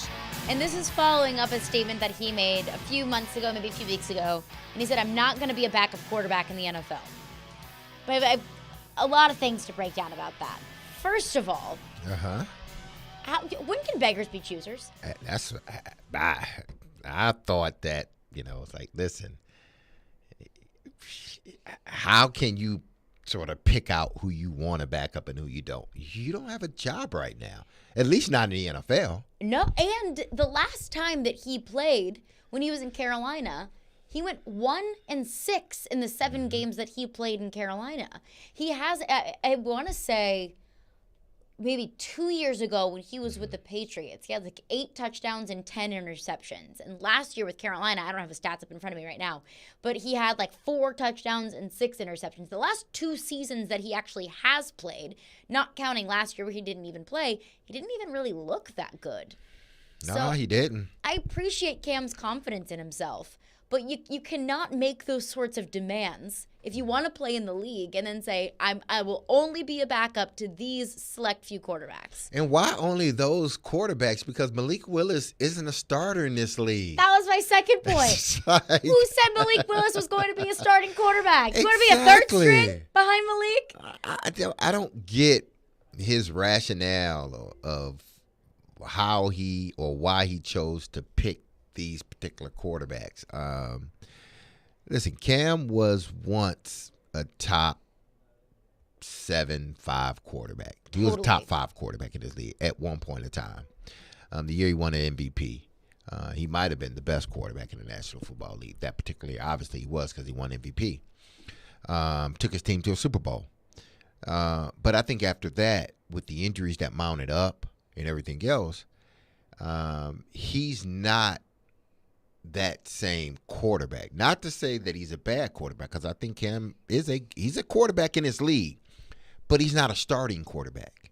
And I think when you are, if indeed you want to get back in the NFL, and maybe he's just using this as, some people nowadays, you don't know what, individuals' motives are whenever it comes to doing podcasts. Are you trying to promote something? Are you trying to do this? Tweeting out certain things? Who attention are you trying to get? What are you trying to do here? Are you just trying to draw more eyes to your social media platform, and you really don't want to play, or you're not really like, hell, if I can just get on the team, I'm cool with that. So what is your angle? What is your motivation by this? Because if you just want to get back in the league to show people you still can play, well, damn it, I don't care who I'm backing up. Just give me a chance. Give me an opportunity. Exactly. Give me an opportunity. I'll prove you wrong. Absolutely. So I don't care if it's backing up Joe Burrow. I don't care if it's backing up Deshaun Watson, Patrick Mahomes. Just give me an opportunity to show you, whether in preseason or someone gets hurt, that quarterback gets hurt, I come in and I, give my time. Just let me prove to you that I can still play. I don't know if that's truly, from what he's saying, I don't know if that's his motivation to get back in the league. I don't know. Some kind of uncomfortable news, or maybe just a tweet from Jeffrey Simmons. Titans Nation, thank you for the last 4 years. I'm grateful for you guys. Why would he send that out as we're going to, damn you, Jeffrey! Damn! Jeffrey, we had 3 hours. Exactly. Jeffrey, but I know